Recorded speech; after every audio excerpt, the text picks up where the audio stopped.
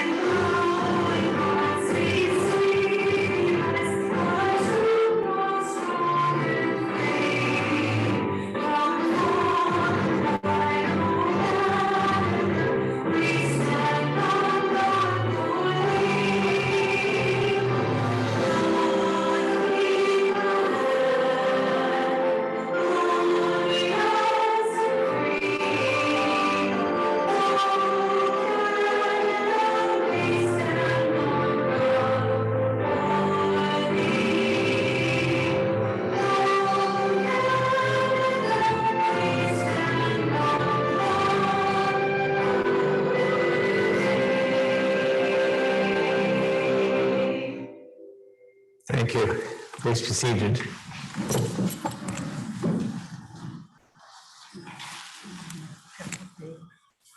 Oh,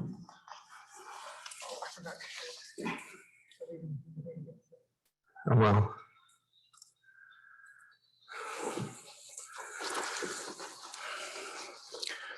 I'll read our Indigenous Land Acknowledgement Statement.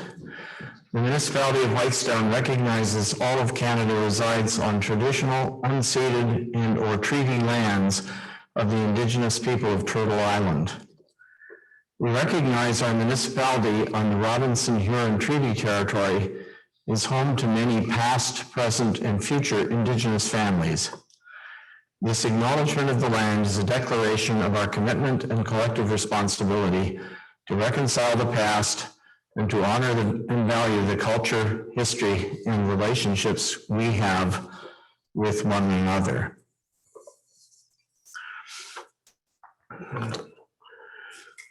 Next, I will ask if any of the councilors have a pecuniary interest to declare, and I should point out to you before we do that, I guess, that Councillor Brian Woods is not present with us in the room, but I believe that he is, I'm going to just check, but I believe he is on Zoom, correct? Yeah. So he is online, and so you can pretend he's sitting over there. Anyway, are there any declarations of pecuniary interest? All right. Let the record show when declared. So the first motion for the evening would be to approve our agenda as circulated, as presented. Can I get a movement and second, please?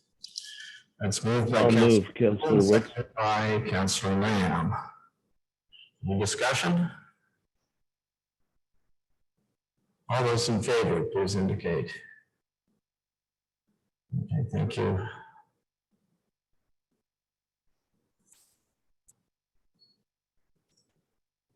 You're in favor, Councillor Woods, or you're not opposed?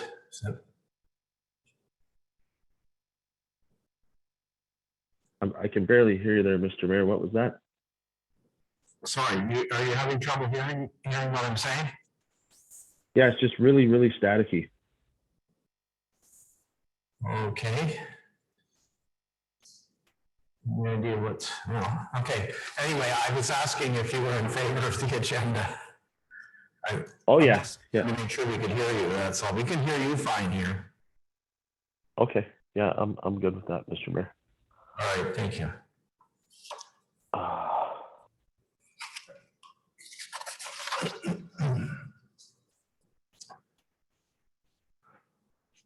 Now, normally speaking, what we would do next is we would go into the committee of whole for planning meetings. However, our planner, John Jackson, is in another meeting right at the moment, and he's going to be joining us a bit later. So what I'm going to do is move down a little further down the agenda, and we'll deal with those items until he joins us. The first one then would be our consent, number 7 on the agenda, which would be our that's our consent agenda. Just going to get it up here. Tonight's consent agenda consists of this special council meeting minutes for Wednesday, August 31st, 22. That was a closed session. At least most of it was. And regular council meeting minutes for Tuesday, September the 6th, our last regular meeting, and the unfinished business, which is on pages 5 to 10 of the agenda. Could I get a mover and seconder, please, that the Council of the Municipality of Whitestone hereby approves the special council meeting minutes of August 31st, 22, and the regular council meeting minutes of September 6th, 22, and receives for information all other items contained in the consent agenda dated September 20th, 2022. I'll move it. Thank you, Councilor Lamb, seconded by Councilor McKenna.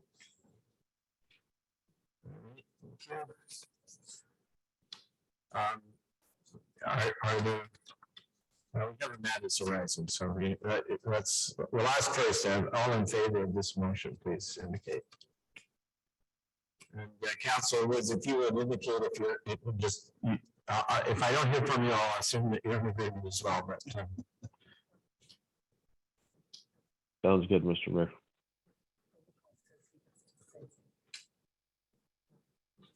Okay, our clerk wants to hear your voice.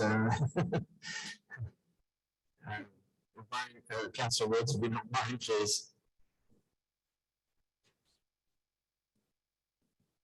What was that, Mr. Mayor? Are you in favor of approving the consent agenda? Absolutely. Thank you very much.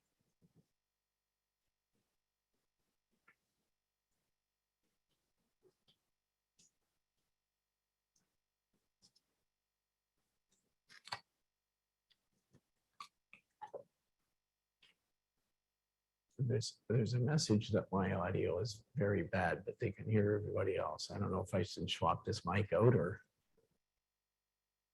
What do you think? I adjusted some dial. If I may, Mr. Mayor, Go ahead. it's better now if you're talking. It has cleared up a bit. Okay. All right. Thank you.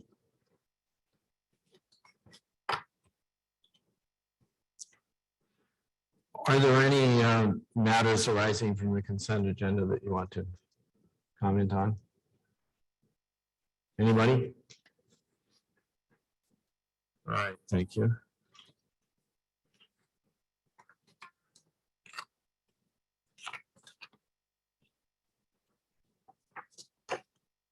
Item 8, accounts payable. Could I get a mover and seconder, please, that the Council of the Municipality of Whitestone receive for information the accounts payable listing in the amount of $99,959.00 for the period ending September 15th, 2022.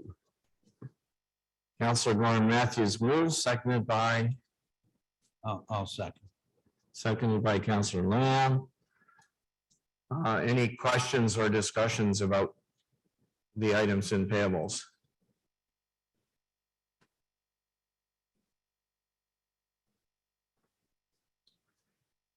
If not, I'll call the question. All those in favor of receiving them? Everyone in the room's in favor. Councilor Woods, are you in favor? Yes. And you can hear me better now? Yeah, I can hear you better, Mr. Mayor. Not as much feedback and static now.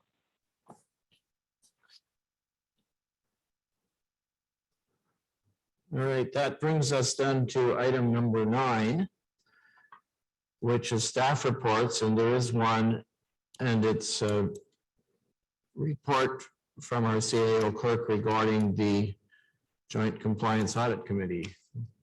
So, Madam Clerk, I will let you introduce this item. If you would, please. Thank you, Mr. Mayor. Just let me get it in front of me since we're a little bit out of order. One moment, please.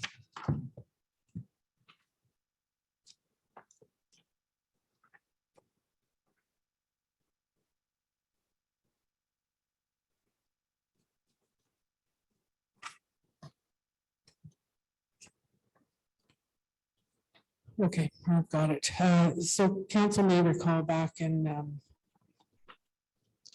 was trying to think when it was, we passed a bylaw in January, which authorized the establishment of the Westbury Sound Joint Compliance Audit Committee. And to finalize that process, we need to appoint members to the committee. And the members that I'm recommending were on the committee previously.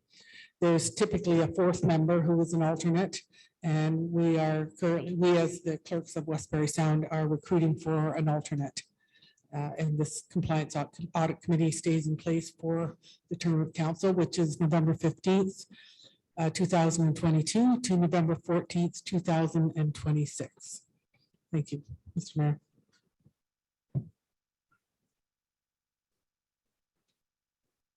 All right, could I get a motion then, please, that the Council of the Municipality of Whitestone does hereby appoint the following to the Westbury Sound Joint Election Compliance Audit Committee for the term of council from November 15th, 2022 to November 14th, 2026.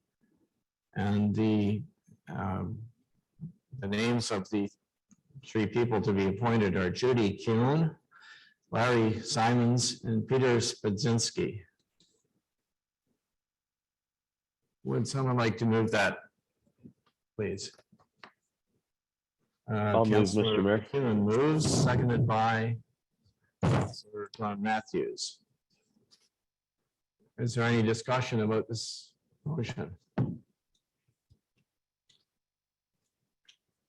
Anyone? Okay.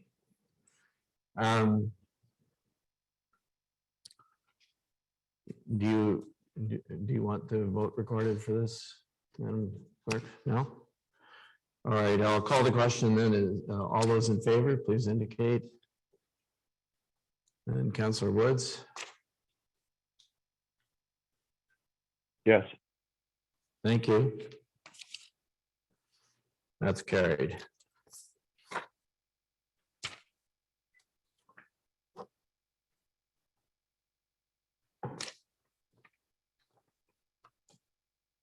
All right, next, we have bylaws. Or bylaw, I guess I should say, there's one. Could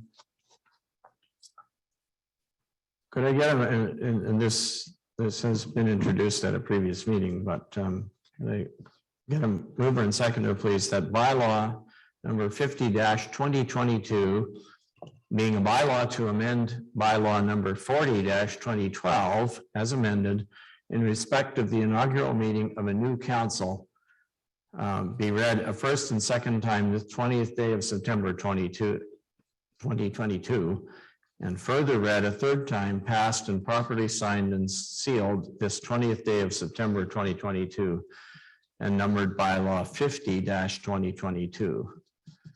And just for everybody's understanding, the bylaw that we're amending is our procedure bylaw.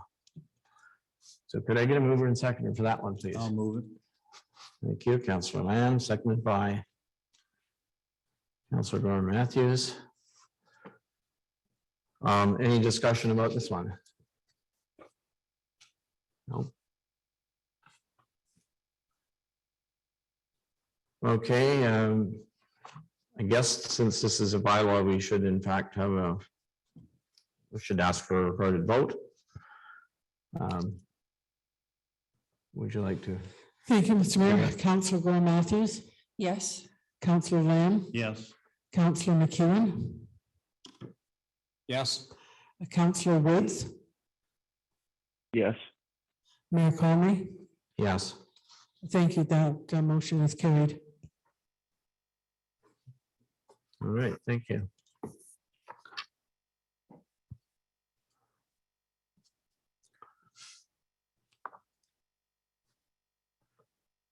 Number 11, business matters. The first one is a motion to receive a revised 2022 schedule of regular council meetings for information. And that relates to the change that the province made this year in when the new council takes office, right? So I think that's all that's there, am I right? Yes, thank you, Mr. Mayor. This links to the bylaw. So we Yeah. now have the inaugural meeting on November 15th as opposed to what our previous bylaw said, which was in early December. So this just revises the regular council meeting schedule. Thank you. All right, thank you. And you have the schedule there in front of you. Could I get a mover and seconder, please, that council receive this revised schedule for information? Councillor Gordon Matthews moves. Seconder, I'll second. Councillor Lamb. Is there any discussion?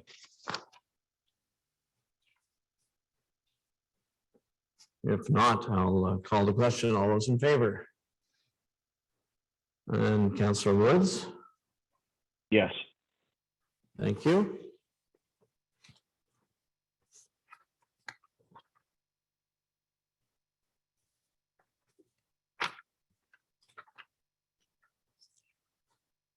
So next item, 11.2.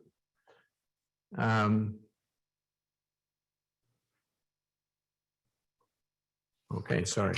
Our next item, 11.2, is an update that our CAO has provided regarding the broadband project that involving Cogeco. We'll just receive it for information, but would you like to make any comments? And CAO? Yeah, thank you, Mr. Mayor. I will briefly. It's not a great deal of information, but really is letting council and the public know that the project is moving on. I believe they're a little bit behind where they intended to be, but for the last 2 months, they've been doing their engineering and surveying. You may have seen them around some of the roads. The design work is going to start shortly, and the intent is there'll be some construction starting in the spring of 2023. My guess is they'll be starting to the west.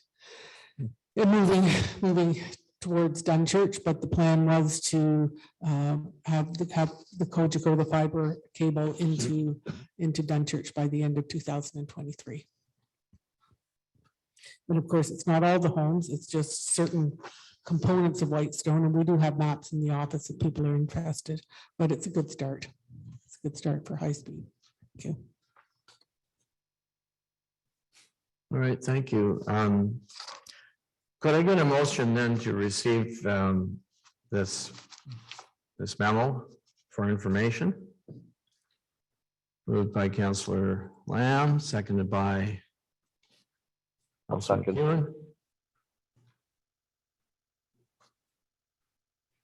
Is there any discussion, any questions, or Councillor Lamb? Yeah, just briefly, I wonder if perhaps we could put the map up on our website at some point to show people exactly where the fiber optic is going to go into, and so that people can go there and look at it. It's mostly into subdivisions and things like that where there's a lot of people, right, or more people. And That's correct. But not all subdivisions. Cogeco did try to look at groupings of homes to maximize the potential. But thank you. I will make sure that goes on the website in the next week or so. thank you.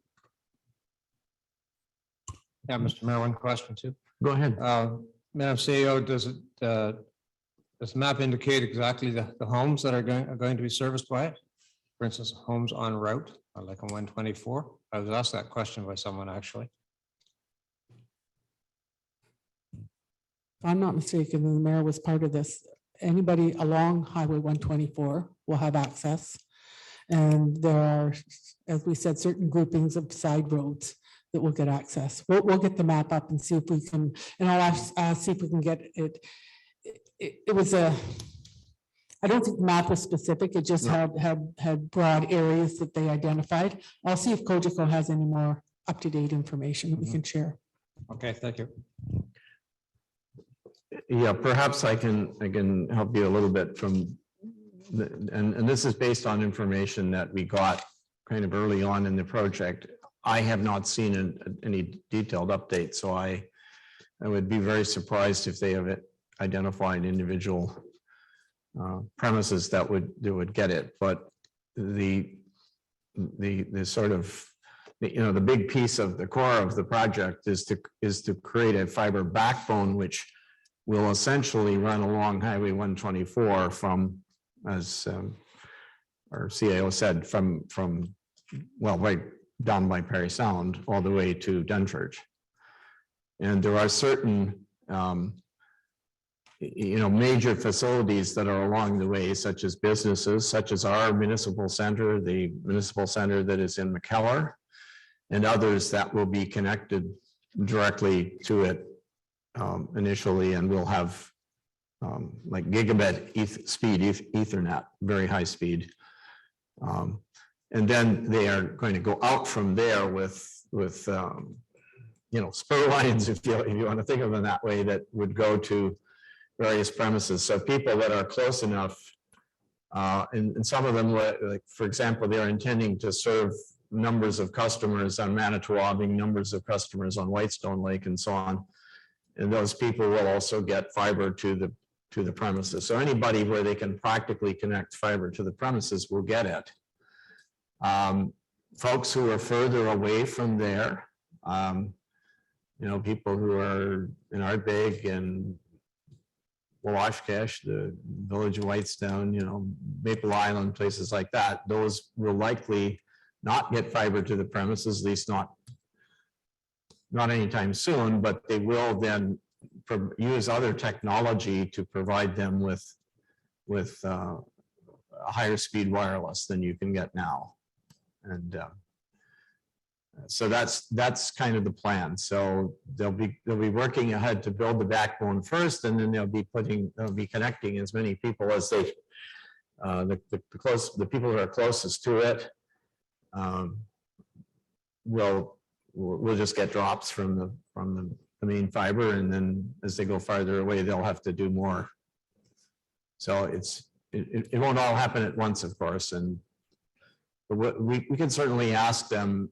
They do have internal projections. They have to provide this to the government because they're getting government funding, right? So they have to indicate exactly who they ultimately intend to connect and how. It's just, I certainly haven't seen it so far. So anyway, I hope that helps a little bit. It's going to be an interesting project, and a significant number of people in Whitestone are going to benefit. I think that's fair to say. So I guess I didn't call the question on this one. Are there any other questions or comments about it? No? All right, so I'll just ask if all are in favor of receiving it for information. Everyone here in the room is. Councillor Woods? Yes. Thank you.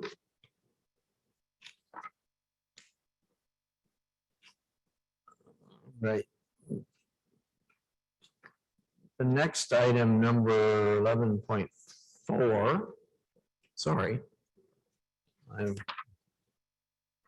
just realized I flipped over one. Let's do number 11.3, which is a report on a financial update on the nursing station project. Once again, I think what I'll do is ask our CAO if she wants to comment on this briefly.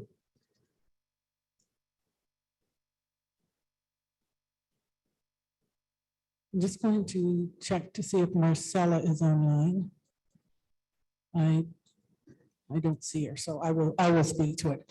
So as always, when we speak to council and the public about the Whitestone Nursing Station, it's a good news story. The fundraising continues. They're well past the goal of 180,000, and they've got some other events plans, a raffle, and they have a request to the Onyx Lake Cottagers Association. And I know from watching Canada Helps, where I see all the donations made, that donations are being made from the Onyx Lake folks. So for those of you that are watching the build, it seems to be going a bit slow. We were having trouble with materials at one point, but we picked up a bit of momentum.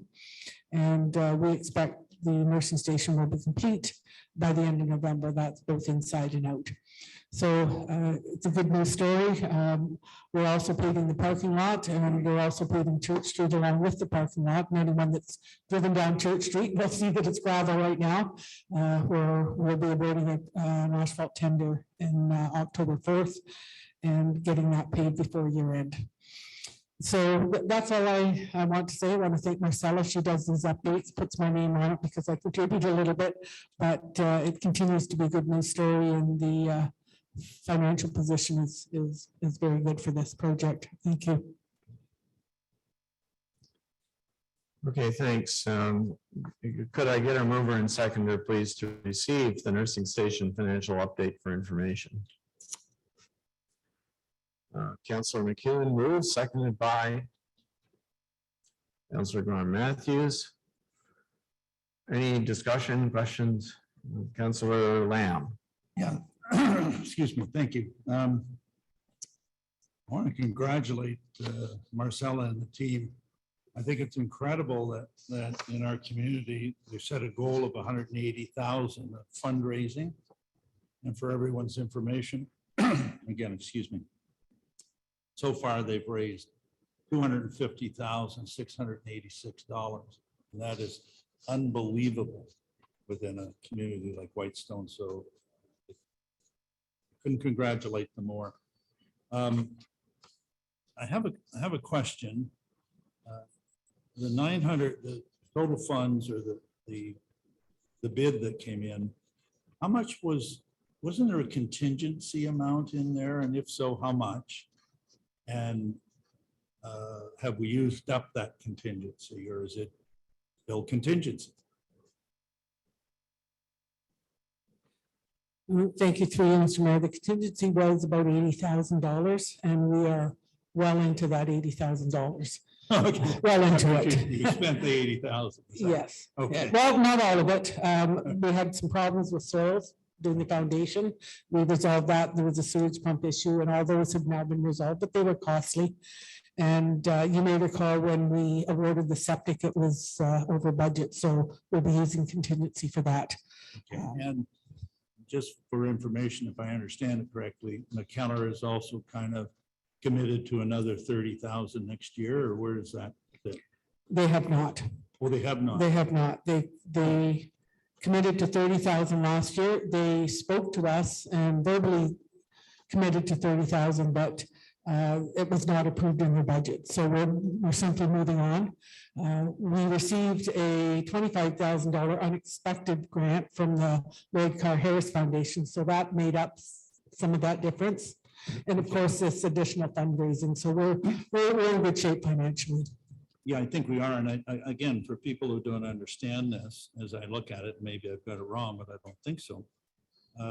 Of the $917,000, which is basically the cost of the project, it costs Whitestone $33,000. Do I have that right?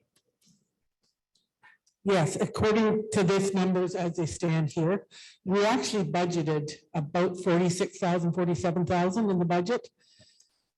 But when you run all the numbers, all we're going to need to pay out is 33,000 unless something incredibly difficult happens going forward.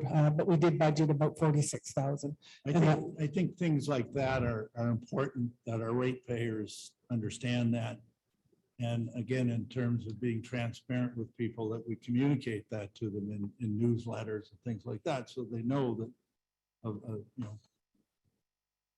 nearly $1 million project really they didn't get taxed $1 million or even one very small fraction of that. So again, my congratulations to everyone.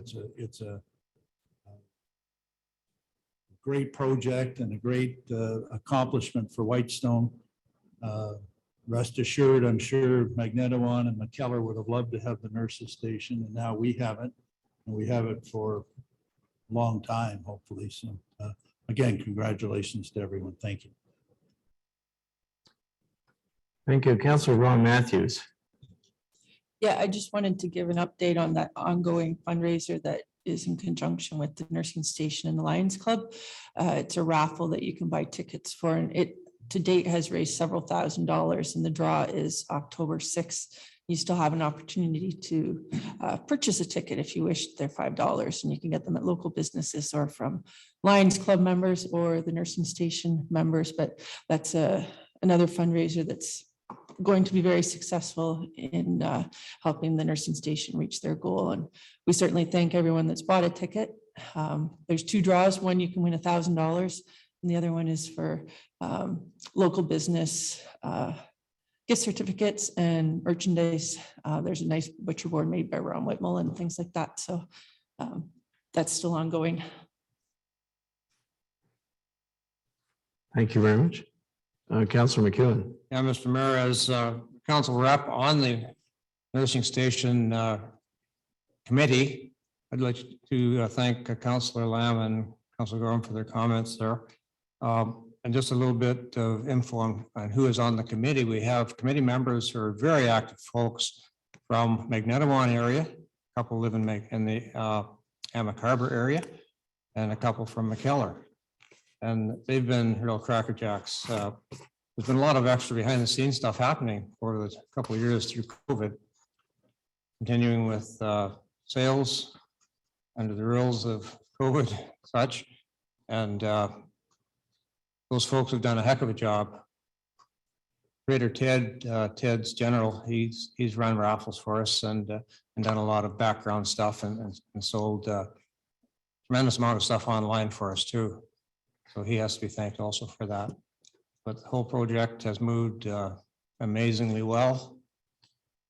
I'll thank our CIO also. She's been quite involved with financial and planning part of it with our committee members also. So thank you. All right, thank you, everybody. A good news story, as our CEO clerk mentioned. If there are no further comments about this, I will call the question on the motion to receive the report for information. All in favor in the room, Councillor Woods. Yes. Thank you.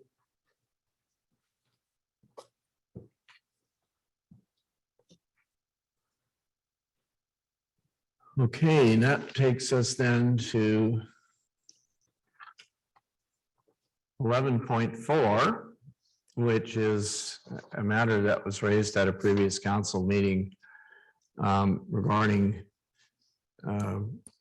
purchase versus rental of an excavator. And we have a report from our manager of public works, David Creaser. I guess I think first what I'll do before we get to the motions is ask.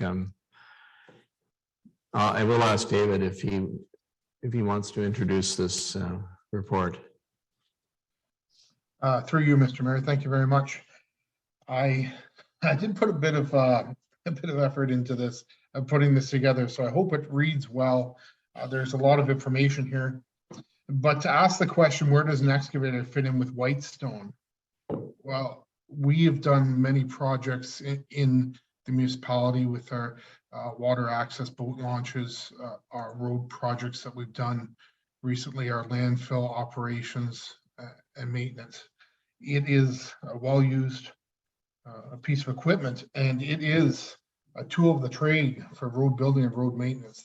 That is for sure. So that being said, the tables do show that the rental costs over time do add up, demonstrating the savings you would have with a purchase. There is an offer for the existing rental excavator we have on page 100, table 4. It does show a buyback offer, giving us a credit for some of the rent we've paid, a large amount of the rent we've paid. And an excellent rate, 1.9% interest rate, which will not last.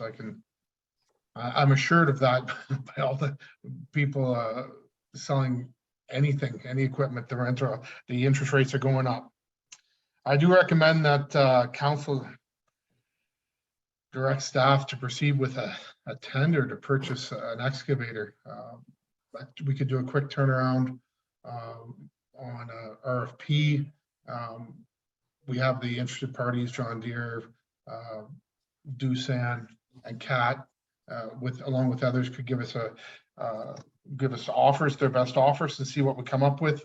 The table on with the buyback shows the cost, how it would affect our operating budgets. And Manish was great to help me with all these numbers, so I really appreciate that. But these would be covered under our operating budget. All this would be covered under operating budget. It wouldn't hit any greater cost than what we normally pay every year to operate.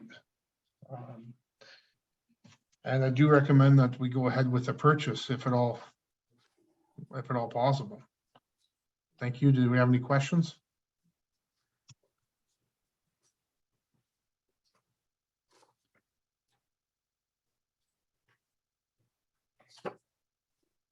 Okay, let's take the questions. So we'll get to the motion in a minute. Councillor Gorman Matthews. I just have a question of our CAO. Are we able to make this recommendation at this time for purchase because of the lame duck situation, that this is over a certain amount of money? Or can we do the request for proposals and then the new council look at it further? I'm just not sure of the procedures.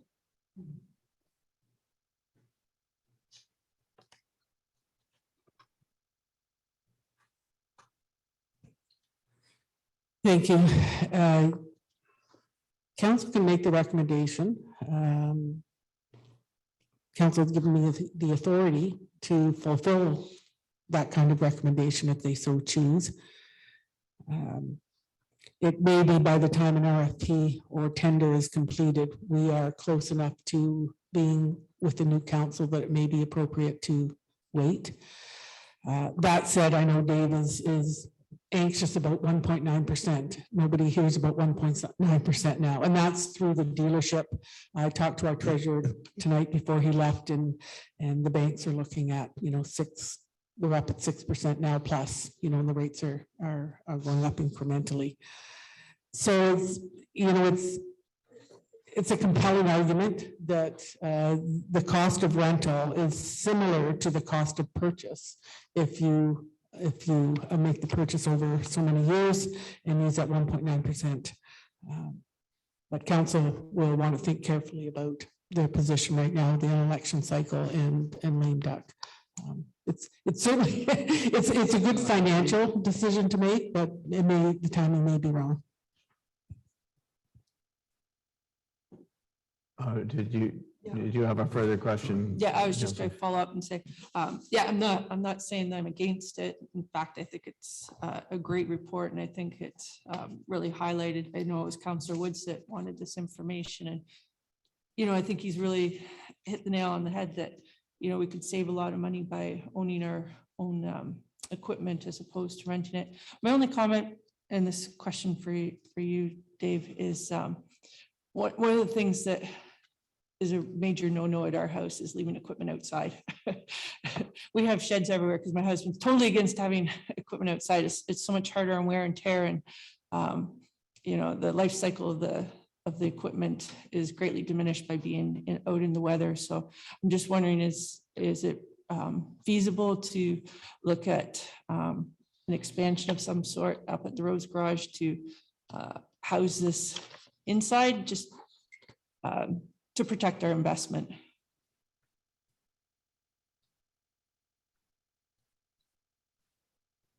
if That I was a may. question for you, Dave. Thank you. Through you, Mr. Mayor. I have in the past to put up very quickly in less than a week, a tent structure, fabric building, so to speak. Put up with the cement blocks on the perimeter.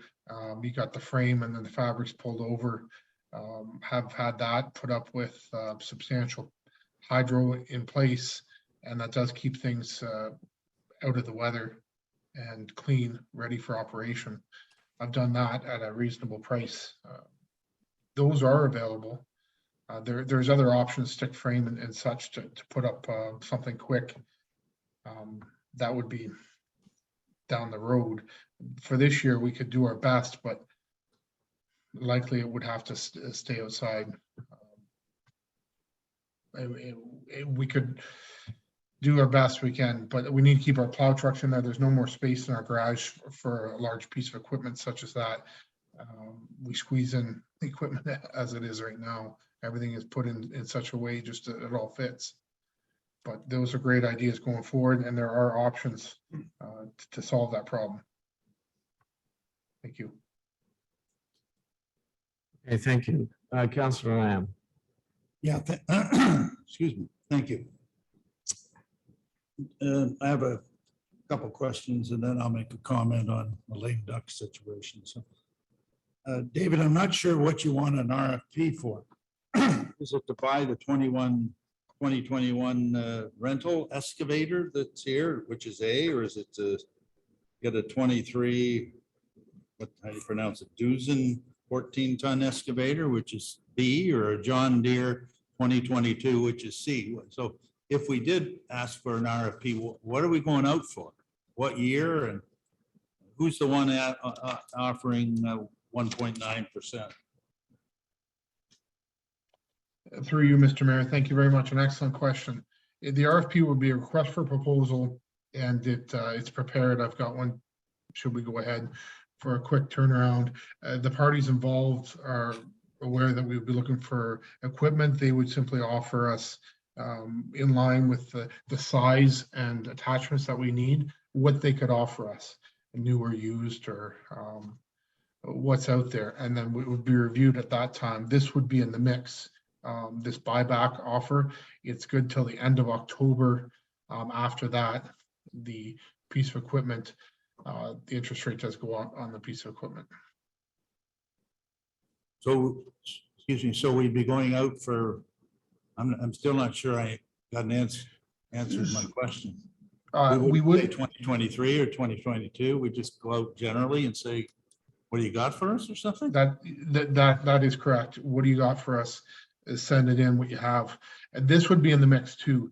We would give the parameters of the piece of equipment. We'd be looking for obviously a late model, anything that's got low hours, new, and just to meet our purchasing bylaw, we would give the opportunity for competitive bids to come in. Okay, I want to thank Councillor Woods because he's been dogged on this thing through the months about rental of this, and so I want to thank you for your report. It appears to me, of course, that the purchase of I don't know what appears to be a substantial savings over renting it over the years. What I found on council, however, is what you underestimate as you get out in year 8, 9, 10, etc., 11 to through 15, is the maintenance costs of that equipment. And I don't know whether those haven't been perhaps underestimated. But having said that,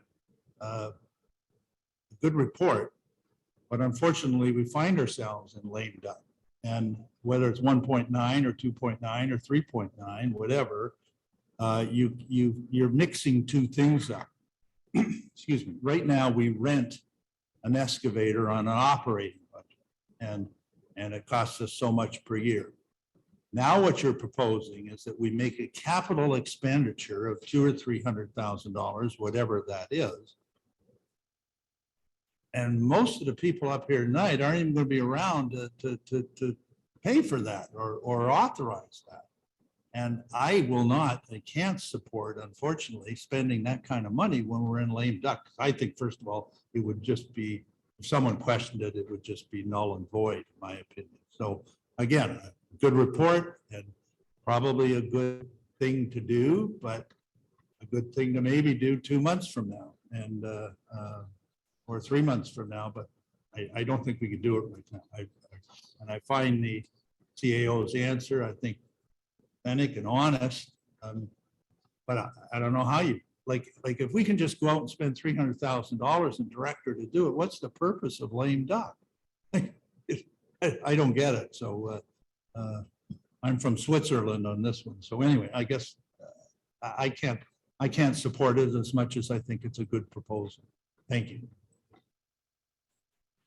Okay, thank you. Other comments? Councillor McEwen. Yeah, David, thanks for the report. It's a good report. I think the timing is just probably a little off right now. Heading to the end of our term and such. If we were to wait going into 2023, I guess, and look at, and next council could investigate it within the budget parameters and such. I really do like the numbers, and I like the chart you provided. It looks like $858,000 would be our cost over 15 years if we rent, and $443,000 would be our cost if we purchase. So it's a big win deal for the municipality in the long run. But to do it right at this point in time, I think it's maybe a little bit premature and not doable within the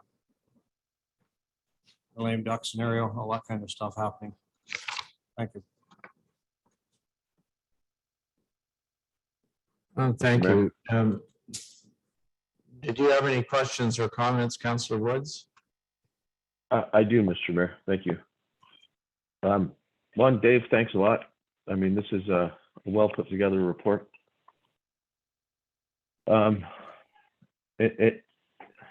It proves what I was saying earlier. I think we'd be better off buying a machine. And I don't think any of us are going to argue with Dave on the fact that this is an essential piece of equipment for our roads department to have to do a various amount of jobs throughout the municipality.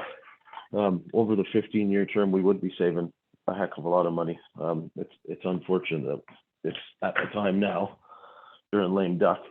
But I definitely think this is something that the new council is going to have to look at. We have a lot of road work that we're going to need done. Purchasing one would ensure that our crews have the equipment available exactly when they need it, not having to wait for a rental delivery. And it's going to save us all money in the long run. I mean, it'd be nice if we could do it now, but I don't think it would be smart. But again, thanks, Dave, and thanks, Manish, for putting the numbers together. I appreciate all the work you guys have done in this. Thank you.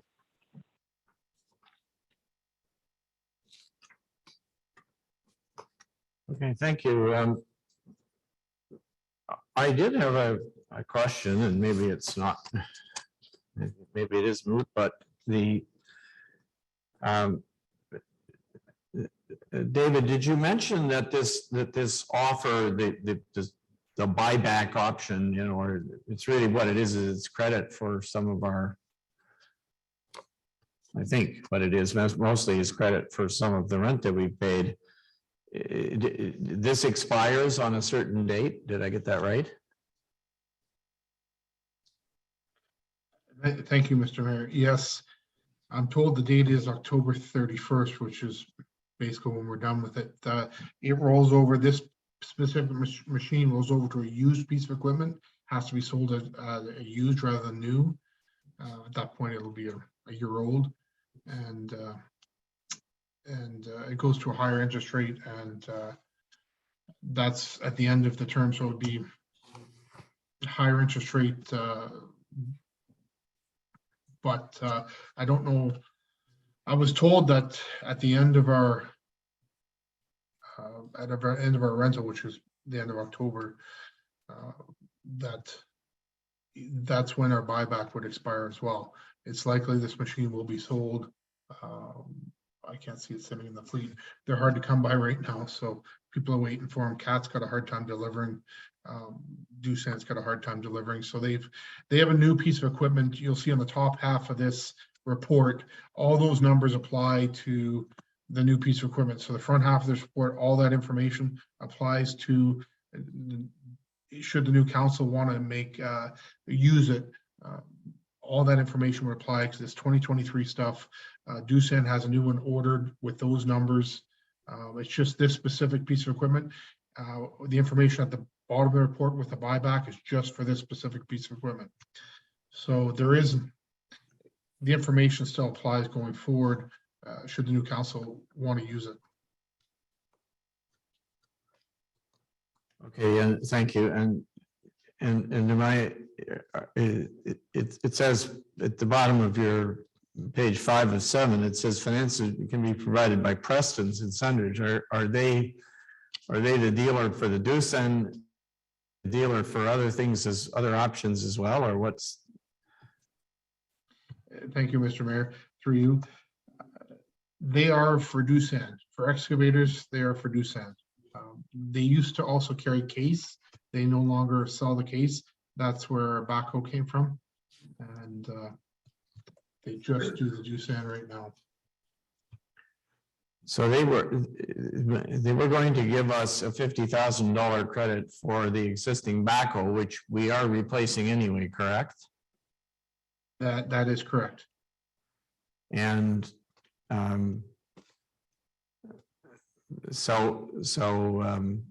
first of all, we will have a smaller piece of equipment for jobs where we need it one way or the other, correct? Correct. Were you suggesting that we might want to keep that, the existing one for some other purpose? Did I notice something to that in the effect of the report, or did I misread it? That is an excellent idea, and I love that idea on paper, but that machine has been very costly as far as maintenance goes. It is not reliable. It needs a lot of, it needs more work than anybody should put into it. It's got electrical problems. It's got pins and bushings. It's loose everywhere. It's just not a well-built piece of equipment. It has transmission problems. It's been a problem for us for a very long time.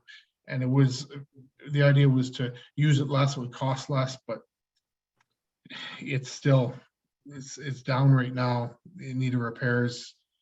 We do our best, absolute best to keep that going, but I would like to move it out of the budget so it doesn't see any more maintenance. It needs tires too. It needs a lot of things. So getting rid of it is, it will be on the list. It is an excellent backup piece of equipment. It will load trucks if we have any problems in the wintertime. It'll also load in the yard to go out and about for the other piece of equipment to do work. But it should be traded or sold sooner than later. Early next year, I would think. Okay, well, thank you. Just a final question, if I may, then. I take it that you don't see any way that that if we wanted to pursue this, that we could somehow extend that deadline so that until after November 15th, when the new council would be in place and could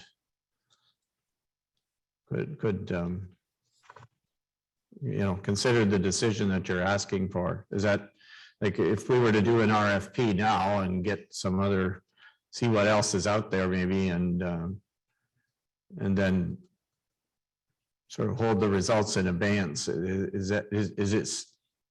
this going to disappear for sure by what, December 2nd, I guess, is our, we do have a meeting, I think we, on that schedule. December 13th. So the new council takes office on the 15th of November, and then okay. I guess we could have a meeting on December, whatever, 13 minus, well, this would be the 6th, I guess, right? Yeah, no, I know, but Anyway, my question is simply, do you think that's a possibility? I think it absolutely is a possibility that I'm happy to pursue, looking into, happy to do that. I can't provide any guarantee. I don't have a crystal ball whether it will still be around.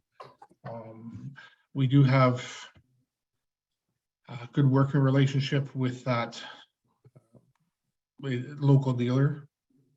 And I hope that would help, absolutely. So I would be happy to pursue that. That's a very good possibility that it may still be here. And the deal would look close to what it does. It's a very good possibility. The interest rate would change. We know that, but if we can get the price down from near 300 down to 160, 170, that's a lot less interest. Yeah. On a smaller number, which would be good. Okay, well, thank you. Not to prolong this, we've had this discussion. There is a motion on the floor, and I'll read you the motion and see if there's a mover and seconder. It's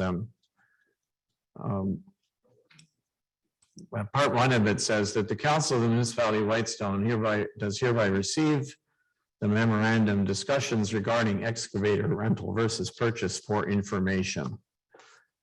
So we've pretty much already done that, but, and the second part is, and that the Council of the Municipality of Whitestone does hereby request that staff proceed with a RFP, that's a request for proposal for the purchase of an excavator, which of course doesn't authorize anybody to buy. As I read it, doesn't authorize anybody to buy it, but it authorizes our staff to go out and see what's available and perhaps pursue that further. So I'm wondering if anybody wants to move that,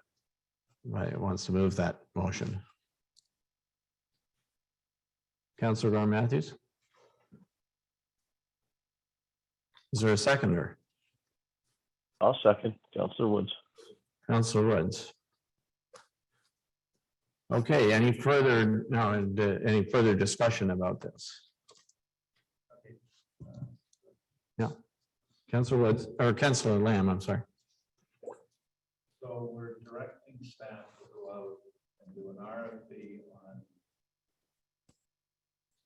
what do you got out there in terms of excavators? Is that again what I'm hearing, 21, 22, 23, whatever? That's what we're asking. But yet we're saying to them, we don't have to be fair with whoever we're asking that for, that this decision cannot be made by the current council and will only be made by a future council, which will take office in November, and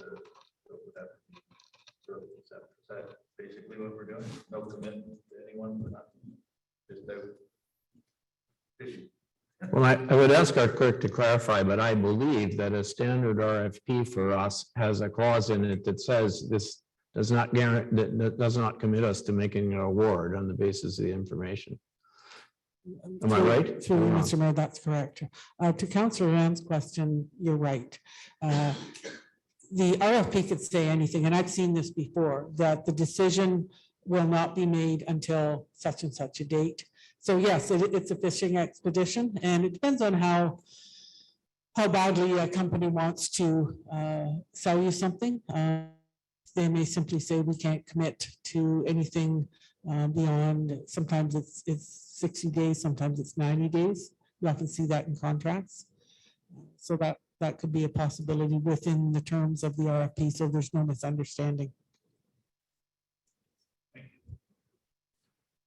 Any other questions or comments about this?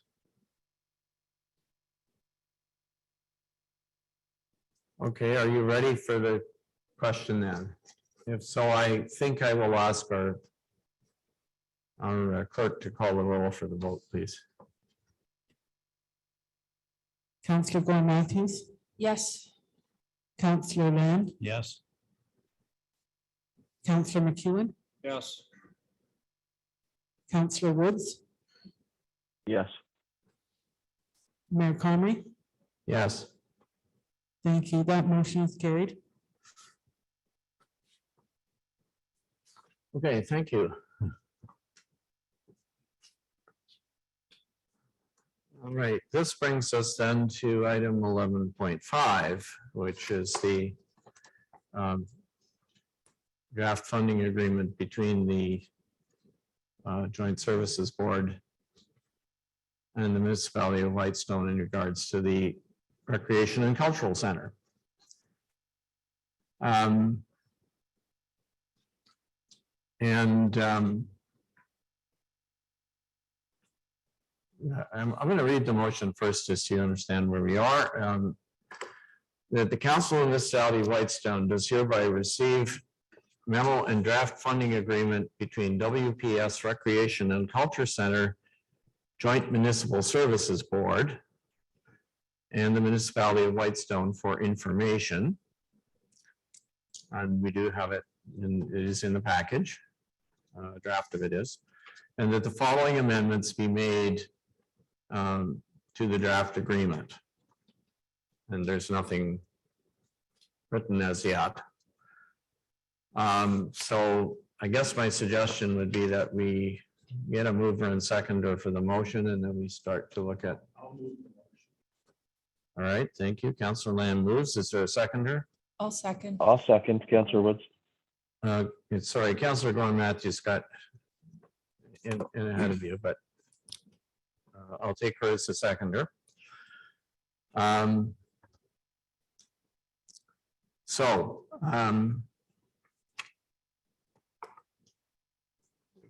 We are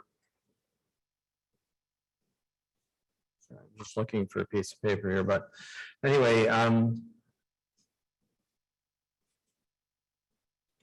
I guess what we can do then is we can entertain we'll just follow the procedures and entertain amendments one at a time.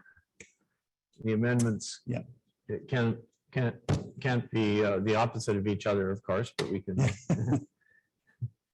Maybe I can just, if I can, talk to it just a touch, and then I've got basically 3 amendments that I don't think are egregious at all, so. Okay, well, I'll let you go first. I also have some amendments that I realize that. I think people know that I would like to make to it Sure. as well, but go ahead. So I think we can get and finish this thing tonight. I really do. I think if council listens to one another and reviews this in a proper way that protects the ratepayers of Whitestone and doesn't go against what we passed last year, I think we can get there. So let me just talk to my 3 amendments. I can say this, I've reviewed the mayor, I've seen all the mayor's amendments, and I'd invite him to put them forward, and quite frankly, subject to the 2 or 3 amendments that I have, I see nothing wrong with his amendments at all, so I don't think we're going to get into much of an argument there. So the first thing I'd like to point out, excuse me for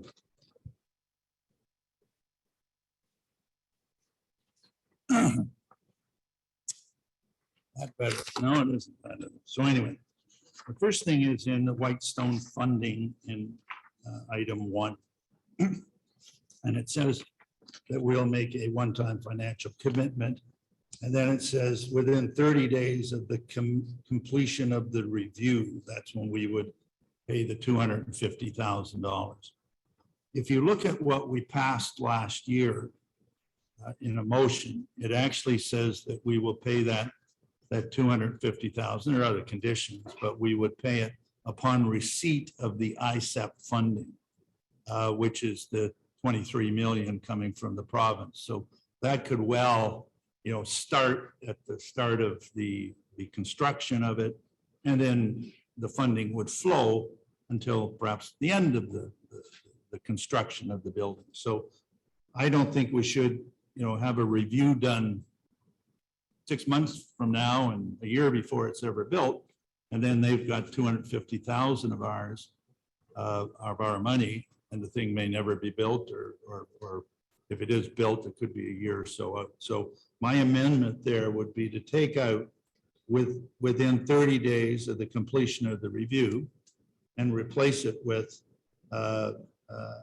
at the commencement of the physical building. So the point that the physical building starts, I don't know whether that's foundation or whatever, that's when we would pay our $250,000. And then, of course, it would continue to be subject to the review. So at the commencement of the physical building, subject to the review outlined in section 4. And I know the mayor wants to take out to the satisfaction of Whitestone. And again, if my amendments go through, I don't have a problem with that coming up. So the 250,000, I think that's one amendment that I have. The other amendments are on page 104 of 116. And this has to do with in the red, I guess the operating model and the review itself. Just hold on a second.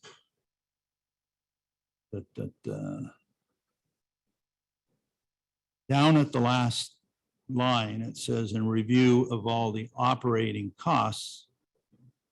And then it says expenses. I want it to say all the operating costs, comma, and revenues and expenses.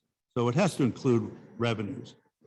If someone asks me an operating model, it's not just the operating costs and expenses. It's the operating costs and expenses and the revenue, which will result in a profit or a deficit. So I would like to add the term revenue at that point. So all operating costs, expenses, and revenues. The other thing that I would want is in the conditions of funding down at number 4. I would like to, and this is again the operating model, a review of the operating model, projected operating costs and reserve requirements for the facility by independent, I'd like to put the word independent management consultants. And that we've talked about independent and the mayor has talked about independent all along. So I would like to have the word independent inserted in there. The line above that says the review of the operating model, projected operating costs, again, comma, revenues goes in there. And those would be the end of my amendments. Basically, again, in review, the 250 would flow when the physical building would start, and the definition of any operating model would include revenues. And I think that, I'll conclude with this. It's quite simple. If I was giving a loan to someone and I said, you're building a cottage and you intend to rent it out, before I give you that loan, I'd like you to tell me about your operating model. Well, if I came back or they came back and said, well, our operating model is it costs $20,000 a year. I'd say, well, no, it's not that. How much are you going to get in rent? Oh, I'm going to get 30,000 in rent. So that's the revenues part of it, right? And therefore we're going to lose 10,000. We're going to make 10,000 or whatever, right? It's very important that revenues be part of the review. And again, I'm stressing, I don't care what the result of the review is. Our funding's got nothing to do with the result. It's just that it's got to be a proper review. And so I think my amendments are reasonable. And I think the mayor's major amendment was to take out to the satisfaction of Whitestone. And I'm in agreement with that if I get my amendments. And again, most of the other things the mayor was saying, I think were grammatical and minor in nature. So those are the amendments that I would like to be put on and voted on. Thank you. Okay, thank you. I wonder if I could just get clarification. I think I understand. But when you what you wanted to change in part 1, what you wanted to change in part 4, but you mentioned where was the other place that you mentioned? Okay, so You mentioned revenues and costs. Yeah, And okay. by the way, I have absolutely no issue with it. I mean, that's, Yeah, I kind of part. understood on my part, but. yeah, I know, but I just didn't want Yeah. people, because it doesn't say. So, Okay, yeah. no, I don't, So- no so let belief me so just- far. I just didn't notice where you first Okay, intended to Let's change just that. make it clear. So in number one, it would read, I've got it all scribbled here, but Whitestone shall make a one-time financial contribution of 250,000 towards the building of the facility at the commencement of the physical building, subject to the review outlined in section 4 to the satisfaction of Whitestone. The commencement, well, they could say, we cleared the ground, we're not building for a year and a half, I'm not giving it 250. I want it to be the physical building starting, right? The pylons go in, or the, you know, they could say that the site preparation is part of it, so I want at the commencement of the physical building. Of the construction of the physical building. Perfect, yes, I think yes. that makes sense. And I think that covers that one. The next one. the I'm revenue- sorry, just a minute. I'm Oh. not. I thought you were just saying it towards the building within 30 days of the start of construction. No, we would pay it the day they start the commencement of the physical building. So you That's want one. the.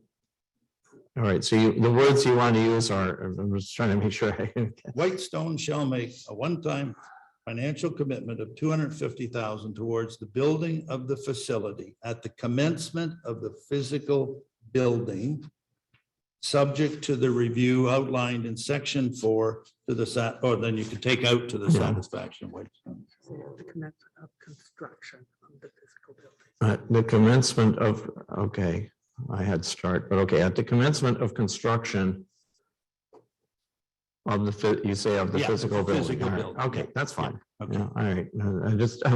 I'm just trying to make sure I. And that's actually maybe even better than what the original motion said, because one could argue that we're not going to give it to you until you get the last penny of the ISEP funding, which might be at the end of the construction, right? So anyway, so that's that. But you are leaving in subject to the completion of the review, is that correct? That's correct. All Yeah. right, all right, yeah. so. All right, And the revenue part, okay, yeah, is down in this, on the next page, the second paragraph. yeah, Okay, where it says, review all operating costs, okay? What's revenues in there? Okay, take out the word add and put a comma. So all operating costs, comma, okay? revenues and expenses. Or, yeah, I had costs, comma, expenses and revenues, but whatever, yeah, it's the same thing, All right. okay? It's just, yeah, all right. And then the third one would be down under conditions of funding. And again, under A, I wanted to put the word, would read, a review of the operating model, projected operating costs and reserve requirements for this facility by independent. I want to put the word independent management consultants. And you wanted to insert revenues and Yeah, and the under revenues and operating costs instead of Revenues, costs, right? and- yeah, revenues All right. and reserve requirements. All right. Operating costs, revenues and reserve requirements. So it's just clarifying. Okay, so, And that's all, that's everything. all right. Are there other comments on these particular? This is an amendment, so comments on this particular amendment. Councillor Gordon Matthews. Yes, thank you, Mr. Mayor. Yeah, I support those amendments, and in fact, the amendment for number 1 was the only one that I had suggested as well on my, when I was reviewing this, was to have the start of the building, because that's kind of your guarantee that they've reached the point of the success of the project to start the project. So I would support those amendments. Comments, Councillor McEwen? Yeah, I appreciate Councillor Lamb's comments. Just a couple things. I'm not sure how it will fit with the, since we're not on the service board, of course, we opted out of it. So I don't know what say we really have in dictating certain things to them. I know we can put conditions on for payment of our monies. Taking it out to the satisfaction of Whitestone, appreciate that coming out. I think we're doing it to the satisfaction anyway by the other conditions that are put on it here. Removal of the 30 days. Construction starts. I think that's probably a good move. The only other comment I had was, did I hear someone say the review by an independent? I'm not sure where that fits in here. I'm not sure we have that call as a council to this service board when they're dealing with the service boards in the whole West Prairie Sound. I know it's specific to our contribution and such. So I don't know if I can get more clarity from someone on that. I just don't think it's our place to go for an independent review. They're doing reviews. They've got people in place to rework the models and to design this whole system and the whole works. And we're asking for an independent review. Yeah, I'm not sure if that fits in my yeah, mind. let me help you, Councillor McEwen. When we passed this last year, it was specifically asked of the mayor, I forget who asked it, and I think everyone was satisfied by it, that it was going to be an independent review. It wasn't going to be them saying, well, you know, you're over here, you're part of us, you do the review. It was going to be independent of the architect and independent of the people who had done sort of the first review on it, okay? And I know the mayor, that in fact, I've seen correspondence in the last day or two that had the word independent in there.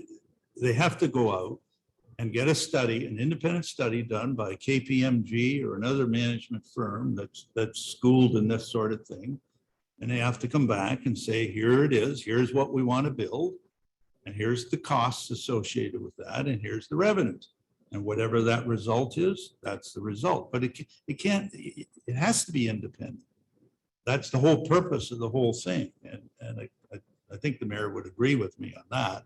You can't have the architect who's already done the review say, well, review your own work and come back and confirm it. It makes no sense.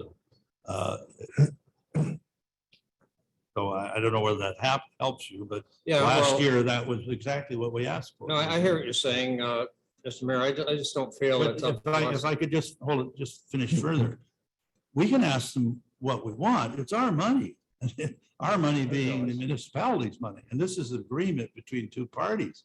I'm not embarrassed at all to put reasonable conditions on how they get, by the time we finance this, $500,000 of our money. And so that's the reason I put it in. And I think it's important that it does go in. Okay, further to that, Mr. Mayor, Go ahead. the cost of this independent review, is Whitestone going to dictate that independent review happen if no one else in West Prairie Sound asks for an independent review? And I guess they can say, well, we don't want your money, we're not going to do an independent review. That's their choices, I guess, ultimately. But for us to dictate that they pay for an independent review as part of the process, it may be considered to be a waste of money. If we put it in, put the wording in and they sign it, I guess, so be it. Okay, thank you. Okay, thanks. I will, I guess, comment on a couple of things, and then I'll just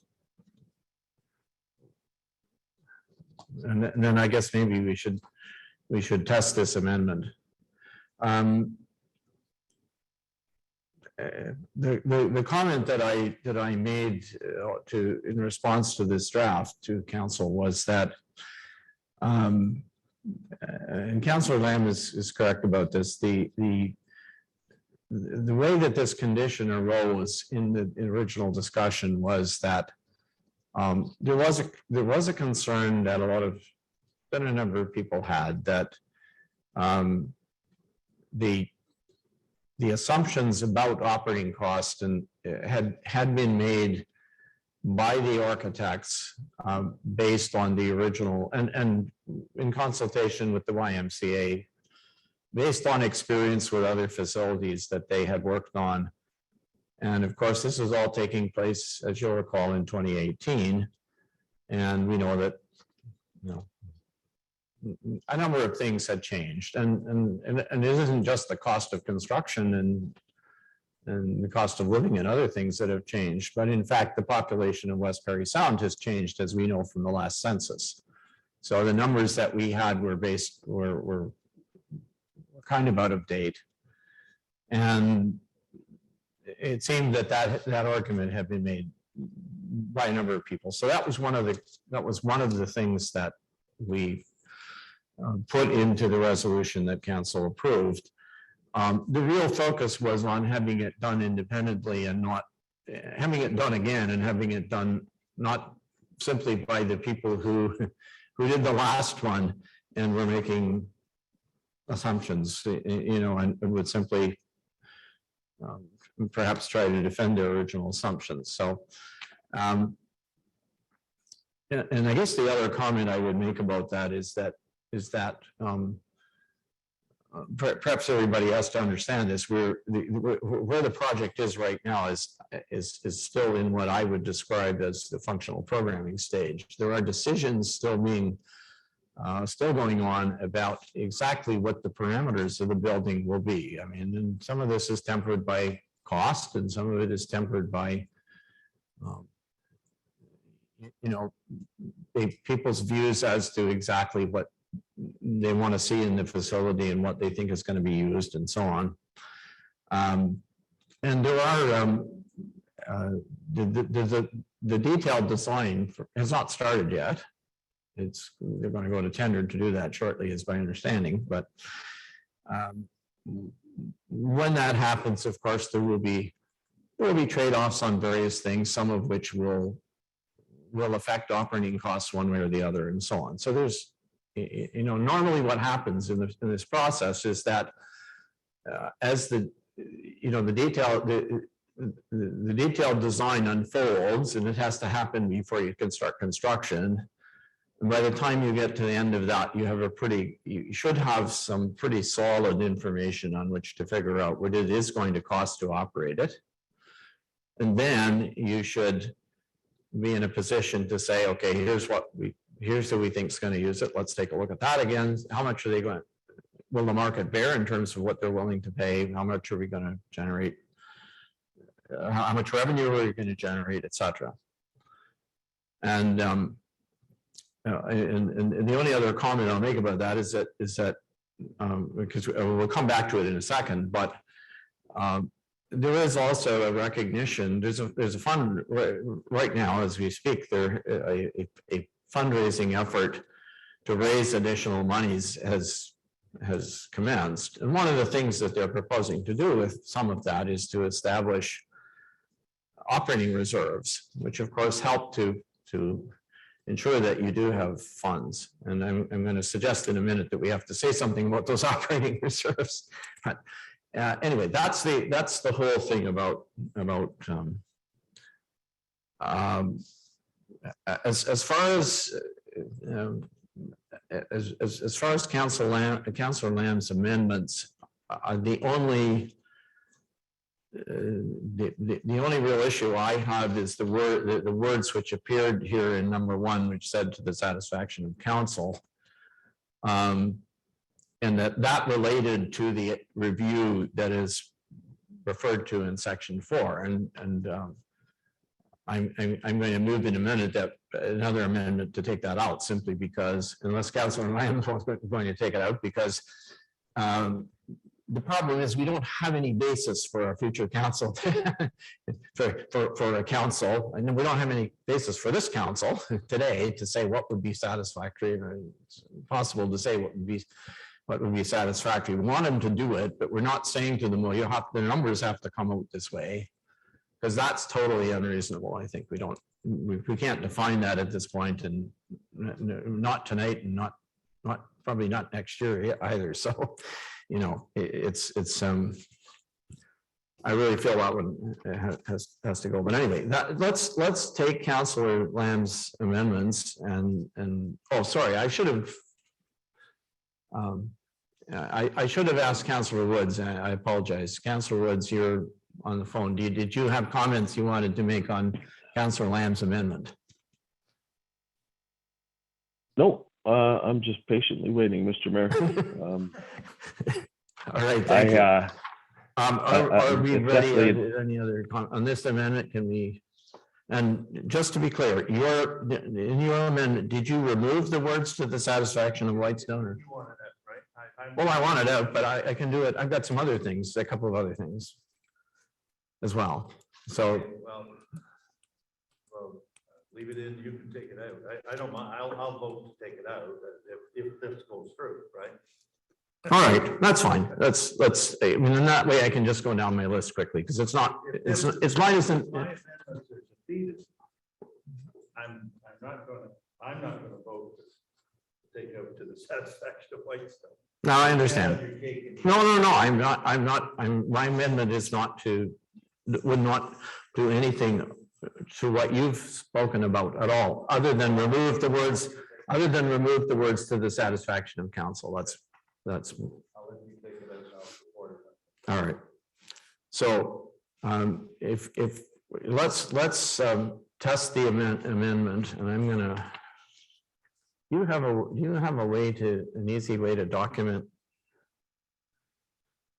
Okay, you know what? I'm just going to use two colors here. This is all right. So this was.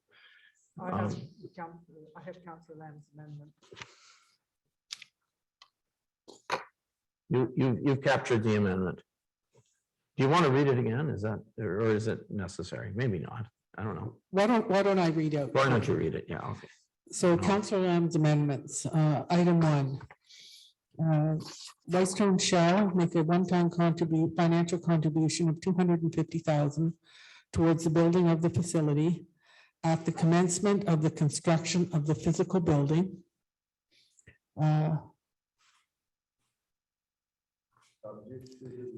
Subject to the completion. Subject to the review requirement outlined in section 4 to the satisfaction of Whitestone.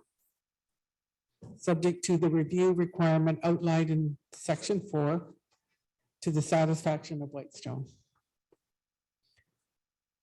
In item 2,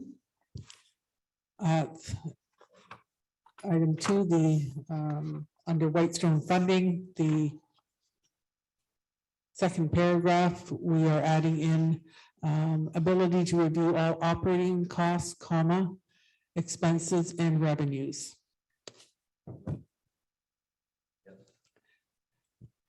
Item 4, the review of the operating model, projected operating costs, revenues and reserve requirements for the facility by independent management consultants. And then the first line is projected operating costs, revenues, And reserve requirements, yes, I captured that. And those are the extent of your recommended revisions. All right.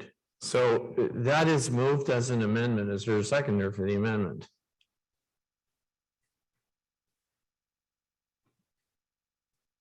I'll second, Councillor Woods. Councillor Woods.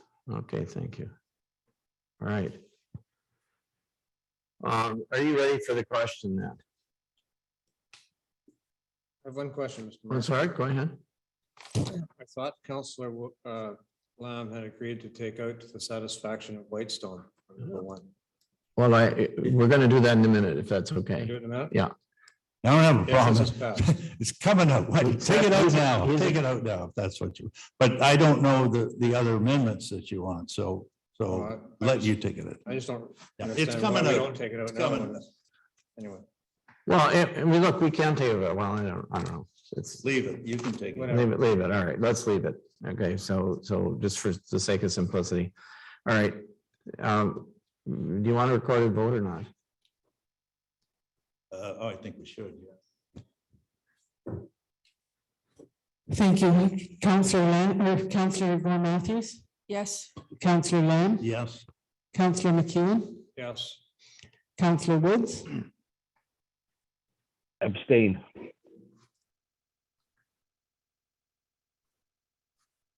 Mayor Conley. Yes. Thank you. That motion is carried.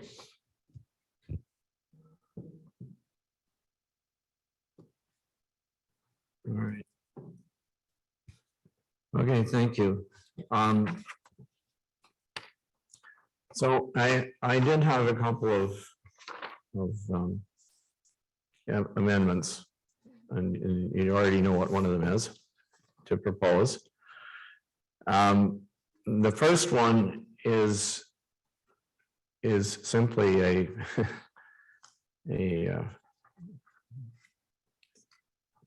language, I guess.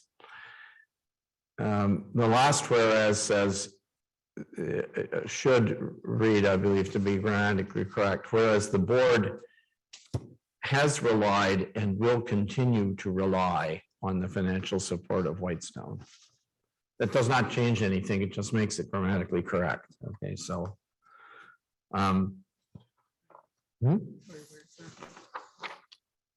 it's the last whereas on the first page. Do you see what it says right now? Why it's not quite right? Okay. The second one is the one that we've already talked about a few times, and I believe that it would be to remove the words "to the satisfaction of Whitestone" from the end of clause 1. All right, so that's second. I'm sorry, I'm just making some notes here. So second, whereas move to the satisfaction. And I've already spoken to that, so I won't repeat myself. The third one was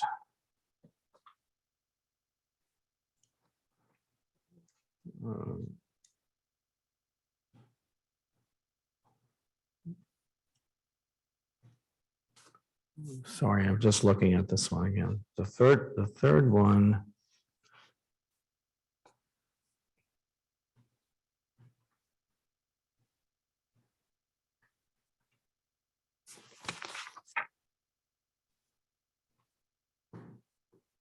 I think I can let this one go. we had 90 days in number 3. Mhm. You had 90 days instead of 120 at number 3, I thought. Well, okay, see, before we get to that one, there's another point related to this. In the last paragraph of number 2, and this is one that Councilor Lamb already modified by adding the word revenues, which I don't have a problem, but the issue that I have is I want to, sorry, I'll read the paragraph as it is, you know what I'm talking about. It says,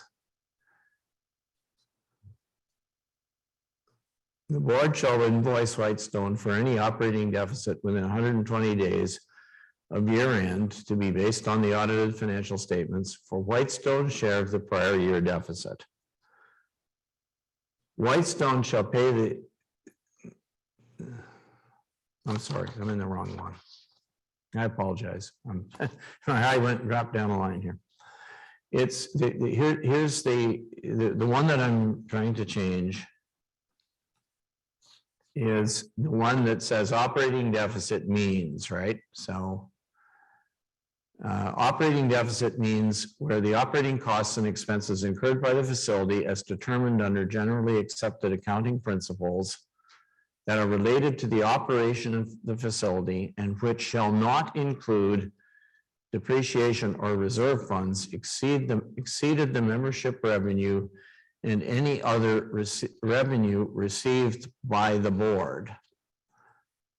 Okay, so what I would like to do is I would like to insert the word operating, so any other operating revenue received by the board, just to make sure, because the board will be getting revenue for other purposes, Good point. right? Yeah, right. And that is not intended to, like, that isn't intended to, compete with our, or negate the need for us to continue to make a contribution. So that's all I really want to do, is to put the word operating in there. It's in front of the word revenue. Any other? So did you see where that was? Madam Clerk? Right here? You see? Yes, Mr. Mayor, I've captured that. All right, thank you. I did suggest, by the way, under item 3, as Councilor Lamb already noted, that maybe 60 days should be 90 days. And I don't know. I mean, I'm not. It's.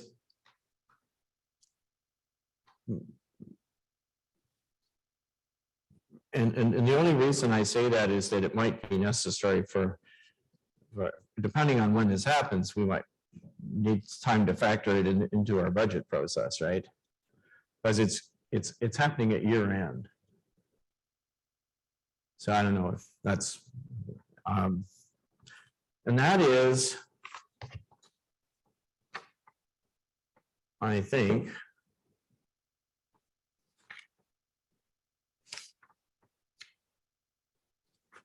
let me see, that is the extent of what I wanted to change. So comments on, well, first of all, is there a seconder for those amendments, for that amendment? All right, Councilor McKeon, exactly, thank you. And does any discussion about those?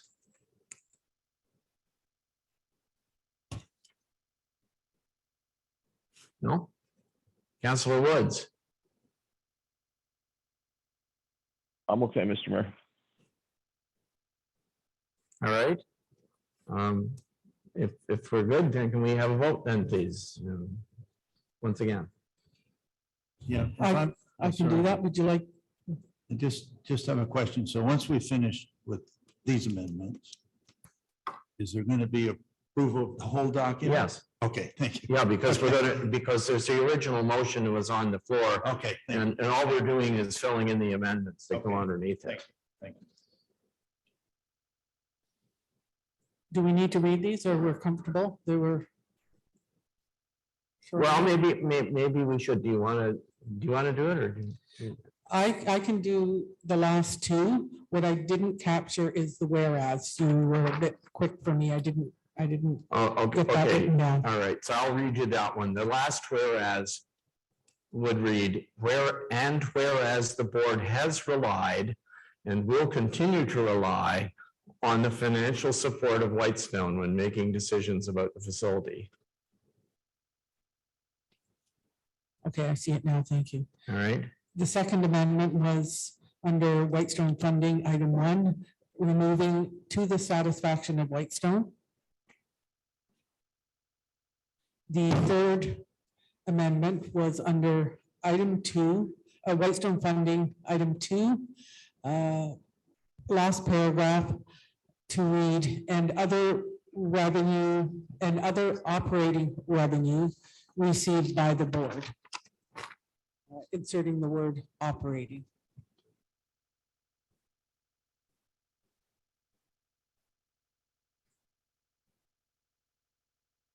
okay. And did you want to change the 90 days, or did you get 90 days? Sorry? Well, I wasn't sure whether that was confirmed or not. I didn't. Well, I don't know if nobody thinks it matters. I'm trying to make it easy for administration, actually. So the fourth amendment then will be under Whitestone funding, section 3, the Whitestone shall pay the invoice within 90 days, changed from 60 days.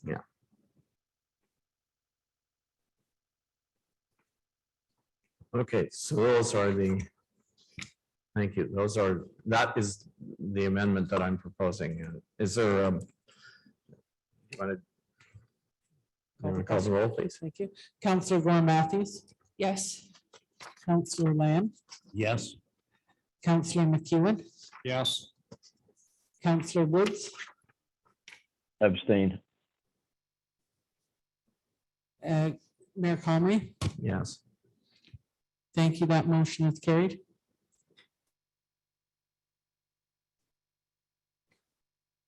All right, thank you. I think with that, then, are there any, well, I should ask, are there any further amendments that anyone wishes to propose to this? Councillor Woods? No, sir. All right, thank you. Can I then ask Madam Clerk, if you would call the roll finally on the motion as amended?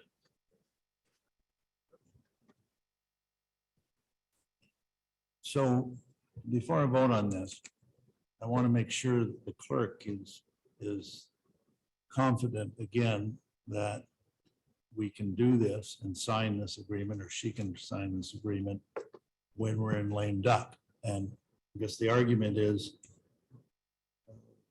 we made a motion, which was only a motion, and now it becomes a commitment, I guess, in my mind, by signing the document. So it's different in a motion, and it involves more than 50,000, and it's unbudgeted for. And there's no doubt it's not in the budget. So my question to the CAO clerk is, are you comfortable that this can be done well and lame duck? Because ultimately, you're the one that makes the decision on this, not us. Thank you. Through you, Mr. Mayor, to the councillor. I would like to get some guidance on this. Being in lame duck and doing an agreement like this is a little bit unusual, but I certainly would like to get some guidance. It doesn't stop council from passing a motion, but it certainly, before any agreement is signed, and of course, this will have to go back to the Municipal Services Board and the steering committee saying, council has looked at the agreement. These are the amendments they are suggesting and recommending. And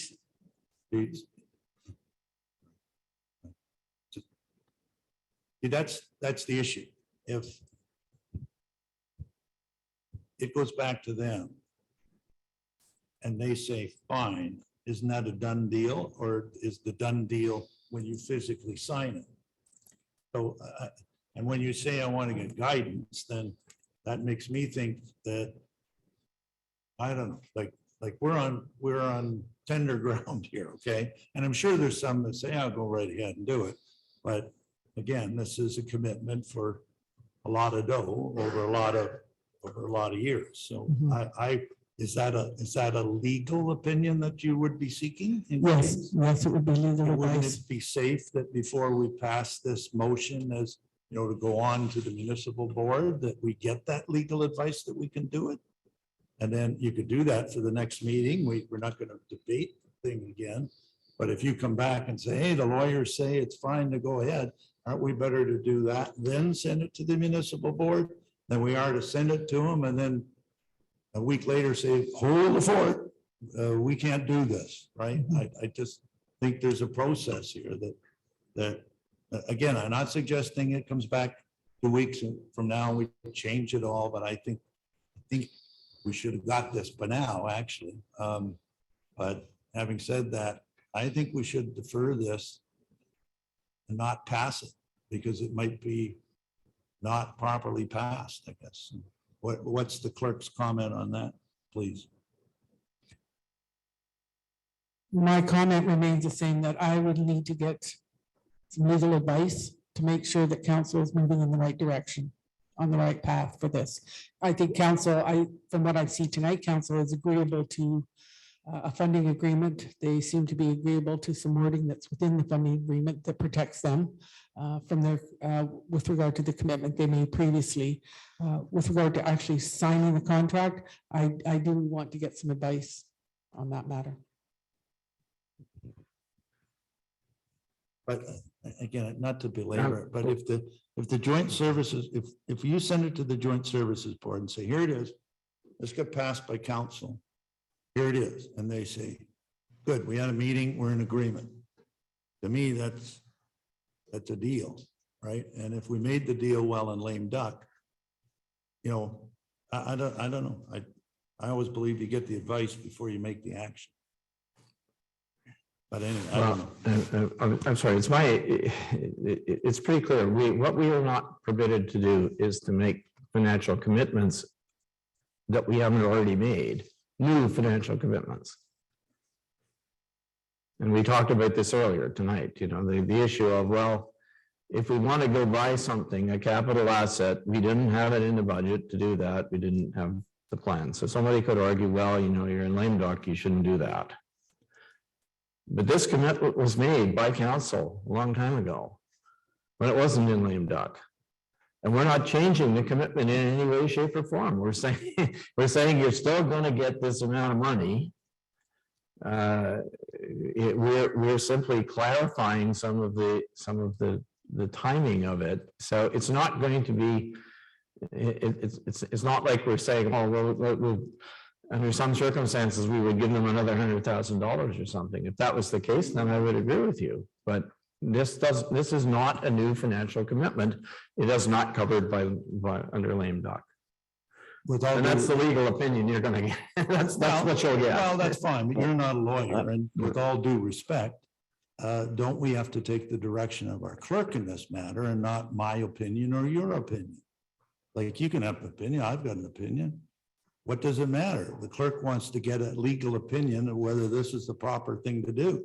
And she's the one who's in charge during lame duck with this sort of thing, right? So I take her advice over, and I respect what you're saying, George, or Mr. Mayor, but you know, I respectfully disagree. Well, Maybe that's but I would think, though, that if she gets legal advice that we shouldn't do it, then she's not going to sign it, right? So. And it has to be signed by two people. So I guess until she gets the advice that it's okay, it doesn't go anywhere. But I mean, I'm really not wanting us to go to be revisiting this meeting after meeting after meeting. We started the discussion tonight. You started the discussion tonight by saying, well, we can wrap this up. And now we're not wrapping it up. We're putting it off to another day. So I do have a problem with that. I gotta be honest with you. Mr. Mayor, could I, Councilor McEwen. could we not put this forward in the context that our CAO would obtain this satisfactory information, hopefully, to her satisfaction? And if there is an issue, then it will have to come back to council, I guess. But if there's no issue, then we've passed it and we move forward with it. I think we owe that to our folks. This is gone We on. can do that. Yeah, sure. Round and round. Sure. If you want, we can. So we pass it subject to a legal. Subject to obtaining confirmation that it's not a violation of, that it's permitted under. Okay, so I think when that's that fine. legal advice is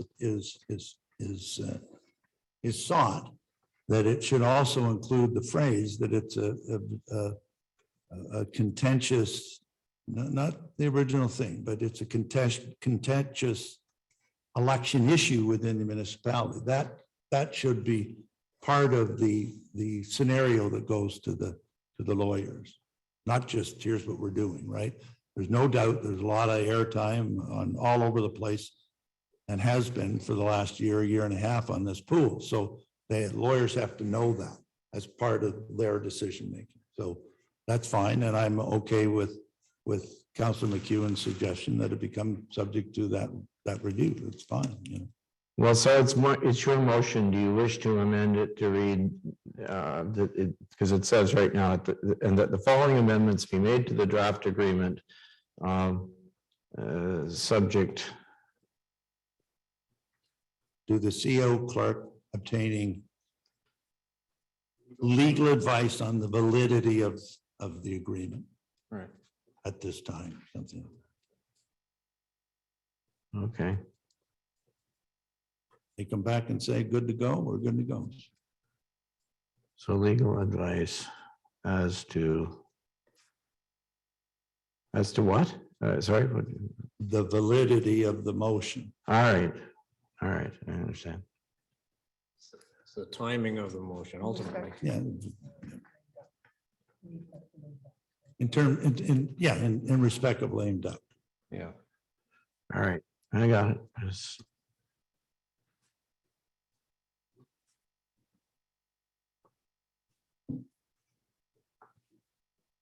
All right, so the motion, once again, just to read it for everybody, is for the first part is that we received the memo and draft funding agreement for information, which we obviously did. Second part is that the following amendments be made to the draft agreement, subject to the CAO clerk obtaining legal advice as to the validity of the motion in respect of lame duck. You're okay with that motion? Seconder, Councillor Gordon Matthews, you're okay with that? Yes. All right, thank you. Okay, Madam Clerk, can let's proceed, please. Councillor Gore Matthews, Yes. Councillor Lamb, Yes, Councillor McEwen, Yes. Councillor Woods, Abstain. Mayor Comrie. Yes, Thank you. That motion is carried. okay. Thank you very much for your patience and perseverance, everybody. Let's see, do we? Can I make a motion? You can't. No, you cannot make a motion. I'm sorry. Do you have a request? Oh, sorry. I was just looking to see if we have our planner here. John Jackson, are you there somewhere? There you go. Could you take that 5-minute break and I'll see if I can find them? He indicated there was no end in sight, but then trying again. All right. Would folks like to have a bio break or anything for 5 minutes? We're going to try and see if we can. If he's not on the call right now, we're going to see if we can get him. But do we actually really need it? Giving the report, can we advance on this after the 5 minutes without? Well, we need him for some things, unfortunately, that are in that block. So I'd prefer not to. Yeah, but we should be able to go through. Well, Other than if we need to ask them a question. yeah. I'd like to ask a few questions too. Oh, But. Yes. See, normally the procedure is, as you know, we go into committee of the whole, and then we have these, then people can ask questions and he makes his comments on his report, and then after that, we come back to do motions again. But if he's not there, then you're not going to be able to ask him any questions. How about we do 5 minutes? I would declare a recess for 5 minutes, and I do apologize to those of you who came just wanting to deal with planning matters, and unfortunately we couldn't. I thought he would be here before now, but anyway.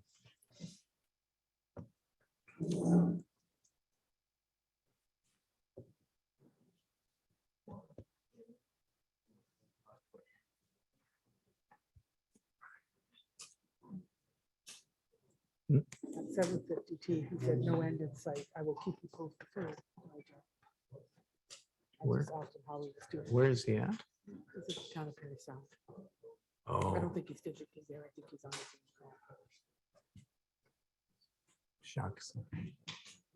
He said he can sign in at 9 PM. Oh, I don't know, maybe I should have tried to get him right at the beginning, but I don't think he only had half an hour, right? So what we have is we have When did he say he could? 9 PM. Oy. Half an hour. Wow, that's too bad. We have some correspondence.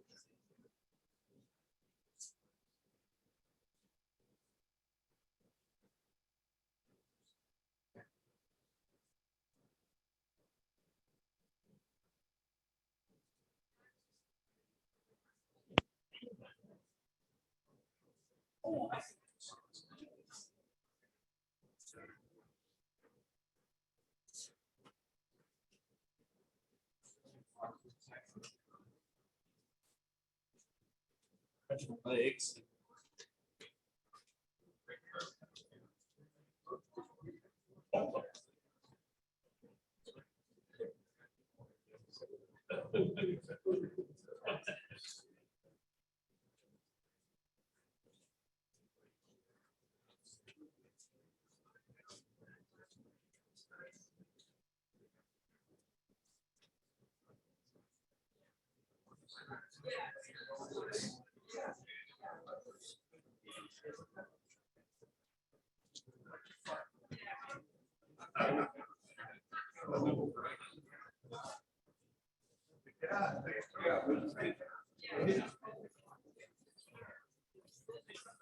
It'll shut off.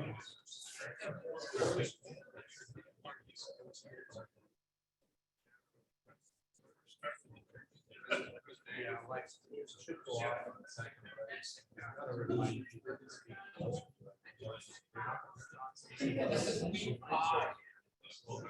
And I have another one, one more of those. And we usually have a whole bunch. We get the recess to the counselors ask what they want. And they show us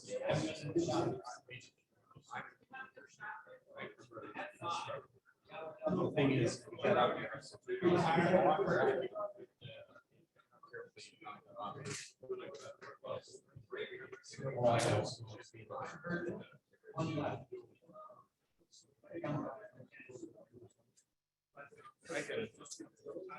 I could probably turn it up a little bit too, you know. If the mind of the maybe. The mic maybe that'll make a difference. Maybe I know it, but I can't hear. No, I don't think you're right. I noticed it was from where I was sitting, it sounded faint. I'm getting the speaker. Well, the air conditioner's off now, so. Well, I'm curious as to where.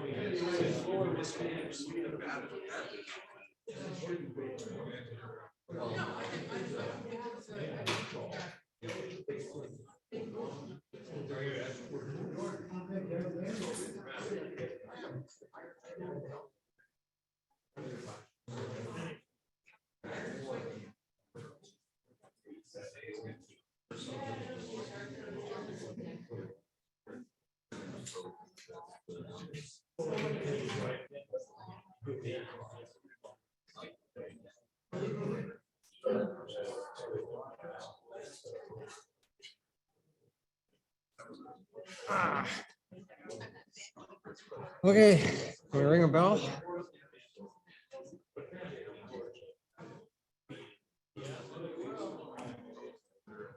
So.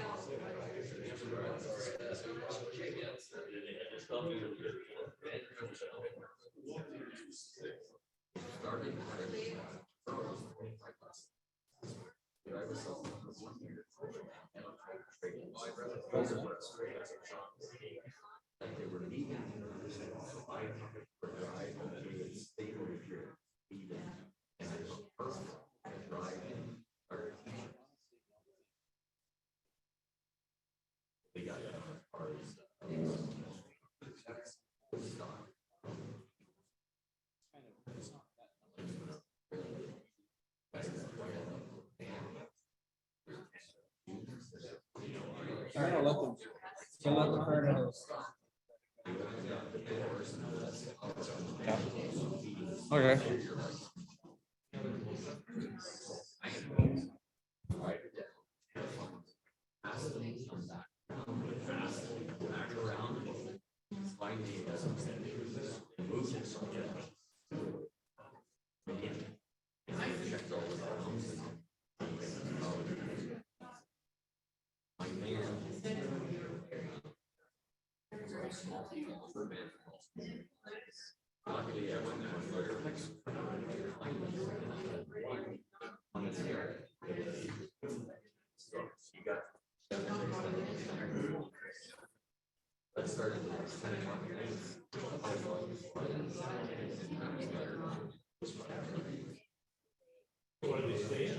Yeah, she's moved there. She's got her dream job.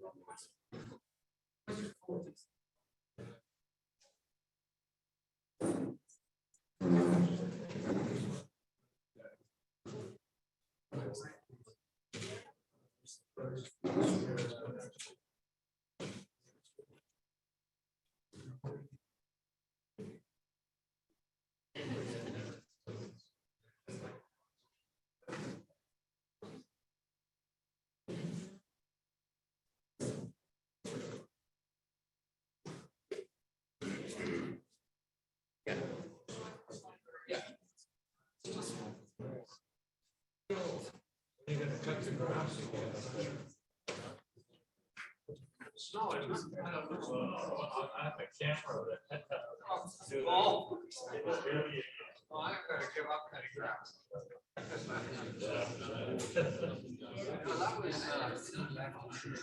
wasn't pretty, was it? And then he automatically puts his foot out. It almost upset me. Yeah, I know. Just cutting bar. Just stole or do it. Just stole, do it.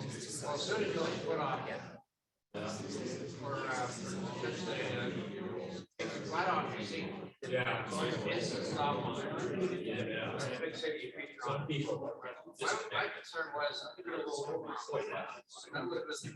I didn't play with the officer carrying the arm right. Did you go in?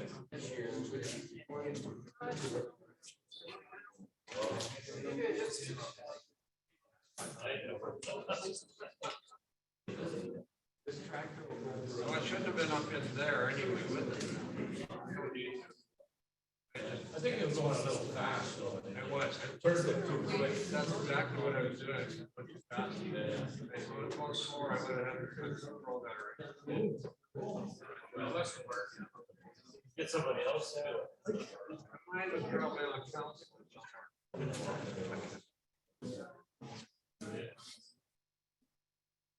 Well, when I cut the guy, I ate even close to him.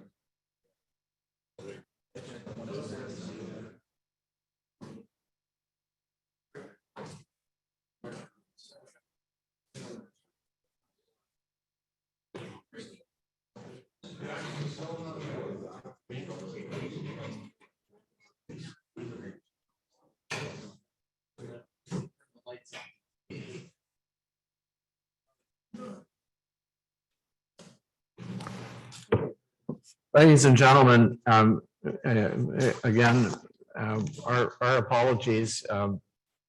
Mr. Jackson is not available yet, and he said he would join us by 9 o'clock at the latest. He's in another meeting, another municipality.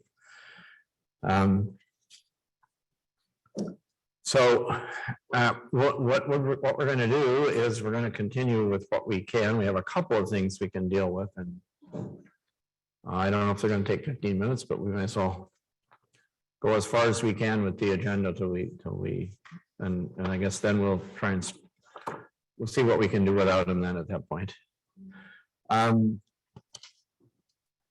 So where we would be if we followed the normal agenda is we would be at item 12, which is correspondence. So the motion I have is, whereas the Council of the Municipality of Whitestone has reviewed the correspondence items listed on page 4 of the September 20th, 2022 council agenda. Now therefore be it resolved that council receive the correspondence items for information with the following extracted for further discussion, action. So can I get a mover and seconder for the motion, and then we'll populate the list? Councillor Lamb moves. Is there a seconder? Councillor Gorham Matthews. I'm sorry, I did forget one other thing. It's my understanding that Councillor Woods has left the meeting. He was not feeling well and didn't want to continue. So that just in case you're wondering why I'm not asking him, unless I see him pop back on the screen again. All right, so it's moved and seconded. What are the items of correspondence that you would like to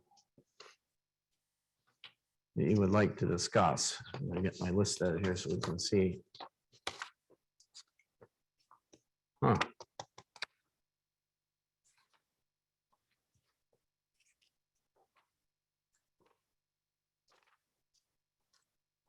Somewhere I have a list of correspondence. Oh, there it is. Sorry. So we have 5 items that are listed here. What ones do you wish to pull for discussion? Councillor Lamb. Yeah, A. I better pull C or I'll get shot when I go home. Really? Yeah. A, C. Other ones. I would say D. would like to discuss D. Is that the one? Yes. That's D is Magnetalon Pioneer Association. All right, and the A is Town of Kingsville.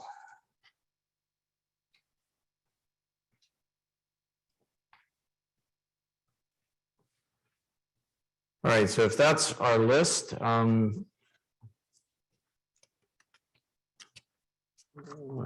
matters arising. Well, anyway, yes, all in favor of the motion with those. And so that looks like that's unanimous. Everybody here? Thank you. So now our list to discuss item A, Town of Kingsville. Councillor Lamb, what did you want to say about that one? Well, not a lot. This is about the provincial government giving additional powers to the mayors of Toronto and Ottawa. And I guess the motion that Kingsville passed was they didn't want it to go on to smaller communities also. And I don't pretend to understand all the detail of what the powers are, but nor am I asking that we necessarily support this, but maybe sometime staff can come back and just tell us a little bit. Like, I didn't understand. I thought it was just Ottawa and Toronto, but they seem to infer in this thing that it's going to pass on to everyone, and suddenly all the mayors are going to have a lot more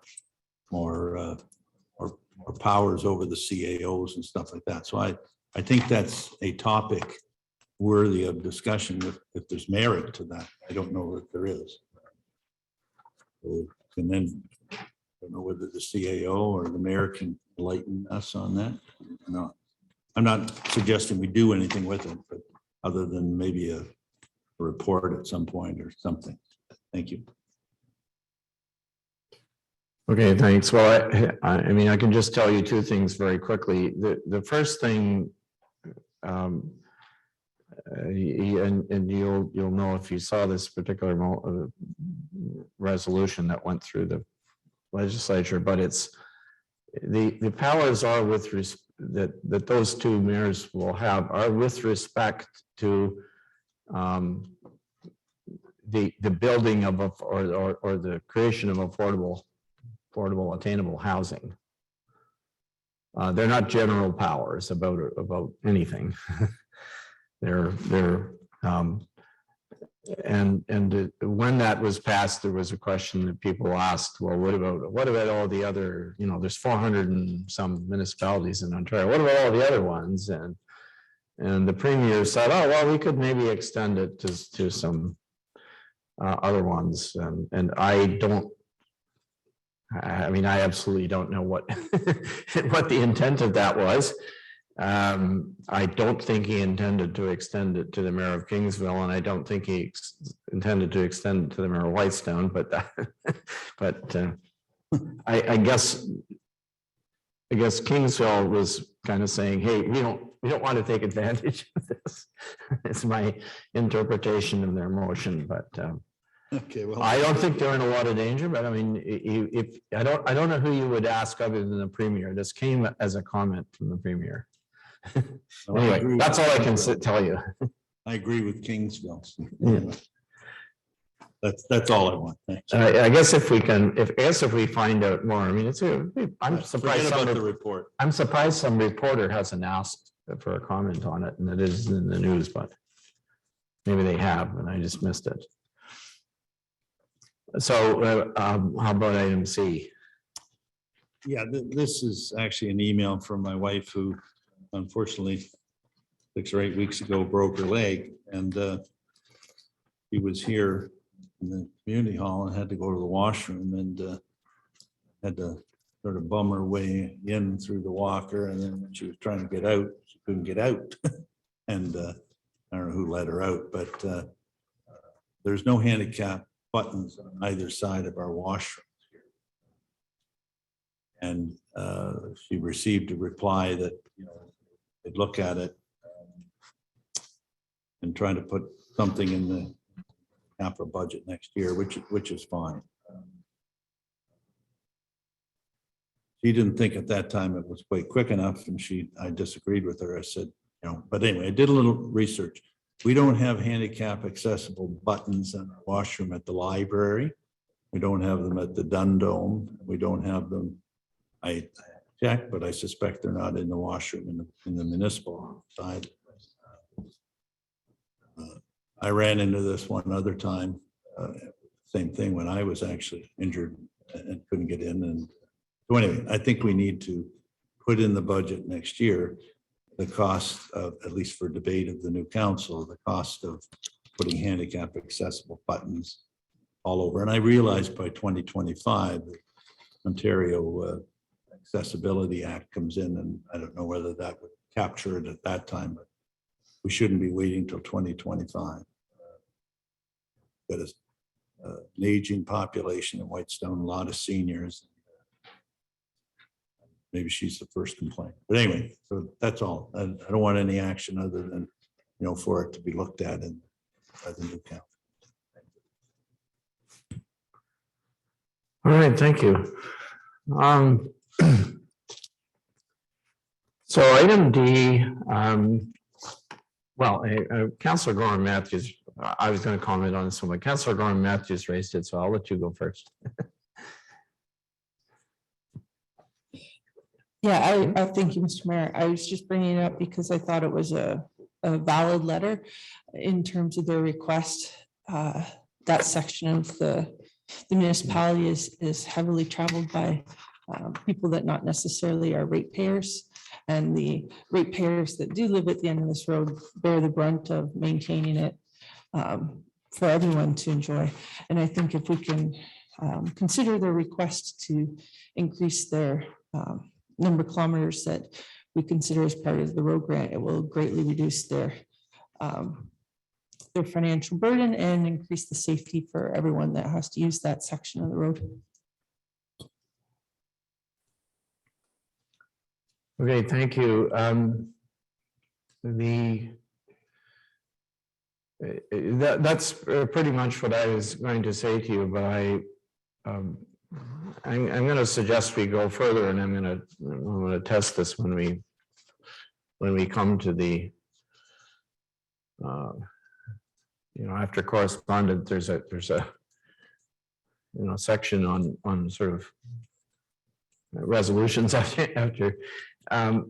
But what we did, this subject came up last year, and some of you may remember there was a report which I prepared in which we detailed all of the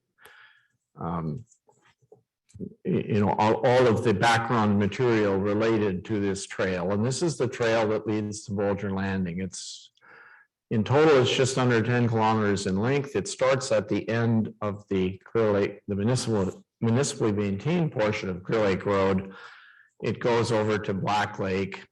It's not a road, it's a trail. It's not maintained by anyone except the Magnetawan Pioneers Association.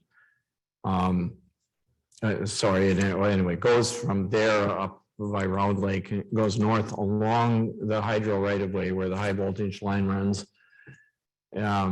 Just kind of weaves its way in underneath those towers, transmission towers, until it gets up to the conservation reserve, and then it turns, it sort of tees like this into what's called Semacoca Trail, and the one branch of that takes you into through the reserve into Bolger Landing. And that's how that's really the only way those people can access their properties unless they have an airplane, a float plane. You can't really get it to the rail anymore. You could at one time, but Bolger Station doesn't operate, and the trains all go southbound and they don't stop. So the last time somebody jumped off, tried to use that and jumped off one, they were injured, and they had to, run a high rail vehicle up the railway to Bolger Station to pick the person up and take them back so we could take them to the hospital. That wasn't, by the way, somebody who lives there. That was someone else who just had to jump a train. But my point is, it's not. So they as a matter of necessity, in order to access their properties, use this. So anyway, in the report that I provided last year, I said there were 54 of them, and they've confirmed that that's how many people actually use that road. Most of them are on property in Bolger or Cashagaba, so they go to the landing and then they get in a boat and go to their places, their water access properties. In fact, there's only really one that is ashore, that is on the mainland itself, right beside the landing. The rest of them are. And so the argument was whether they were supposed to be on the road in order to qualify, because the road grant works that the road grant is based on two factors. X factor is the length of the road in kilometers, and Y factor is the number of people who use the road. And the decision the council made at the time was, well, the properties were supposed to be actually on the road. However, when I took a look at the protocol, that's not what it says. It says property or residences facing the road or served by or using the road, right? So what my suggestion is, as the way that we should respond to this request from the MPA. And by the way, last year what we did was we said, well, okay, you have a legitimate request, we'll give you some extra, give you the road grant that's calculated based on 10 kilometers and one user in round numbers. And then we said, well, we'll give you another, I think it was $4,000 as a sort of a grant. But I believe what we should do in this particular case, since we're not, is to simply direct staff to follow what the protocol says and count the 54 people, and that will give them the sort of the equivalent amount of money that they got last year, but we won't be giving them a grant, a separate grant aside, we'll just be paying them what the and that, anyway, that's my that's my suggestion about this. And what I'd like to do is when we finish whatever discussion we have right now is then we can see if anyone would make a motion. I can suggest a motion to you and maybe we can test that. It doesn't involve any new money, and it just involves how we interpret how staff interpret the road grant. So anyway, are there any other comments that people want to make before we? Councilor McKinnon. Mr. Mayor, do we know how many folks are actually receiving it, or what amount of money they receive with the present formula, the way it's interpreted versus what you're asking? You're asking for a different interpretation of the formula, as I said.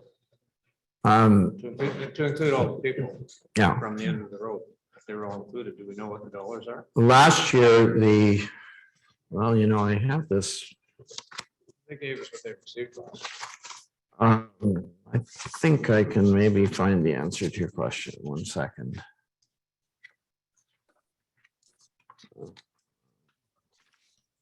Here, so. Councillor Gordon Matthews said it's a multi-use road, really. Goes to hydro lines, goes through for ATVs, all different locations, apart from the lakes and the cottage roads themselves, so.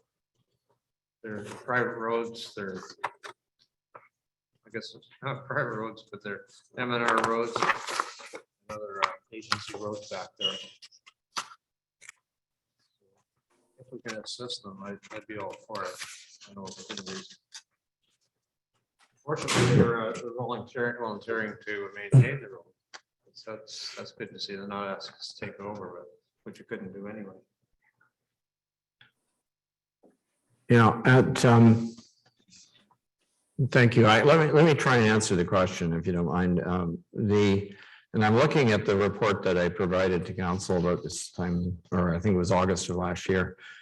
And I can't tell you what the exact amount was last year, but in 2019 and 2020, when the grant didn't change, the total grant that they received was $2,023.10.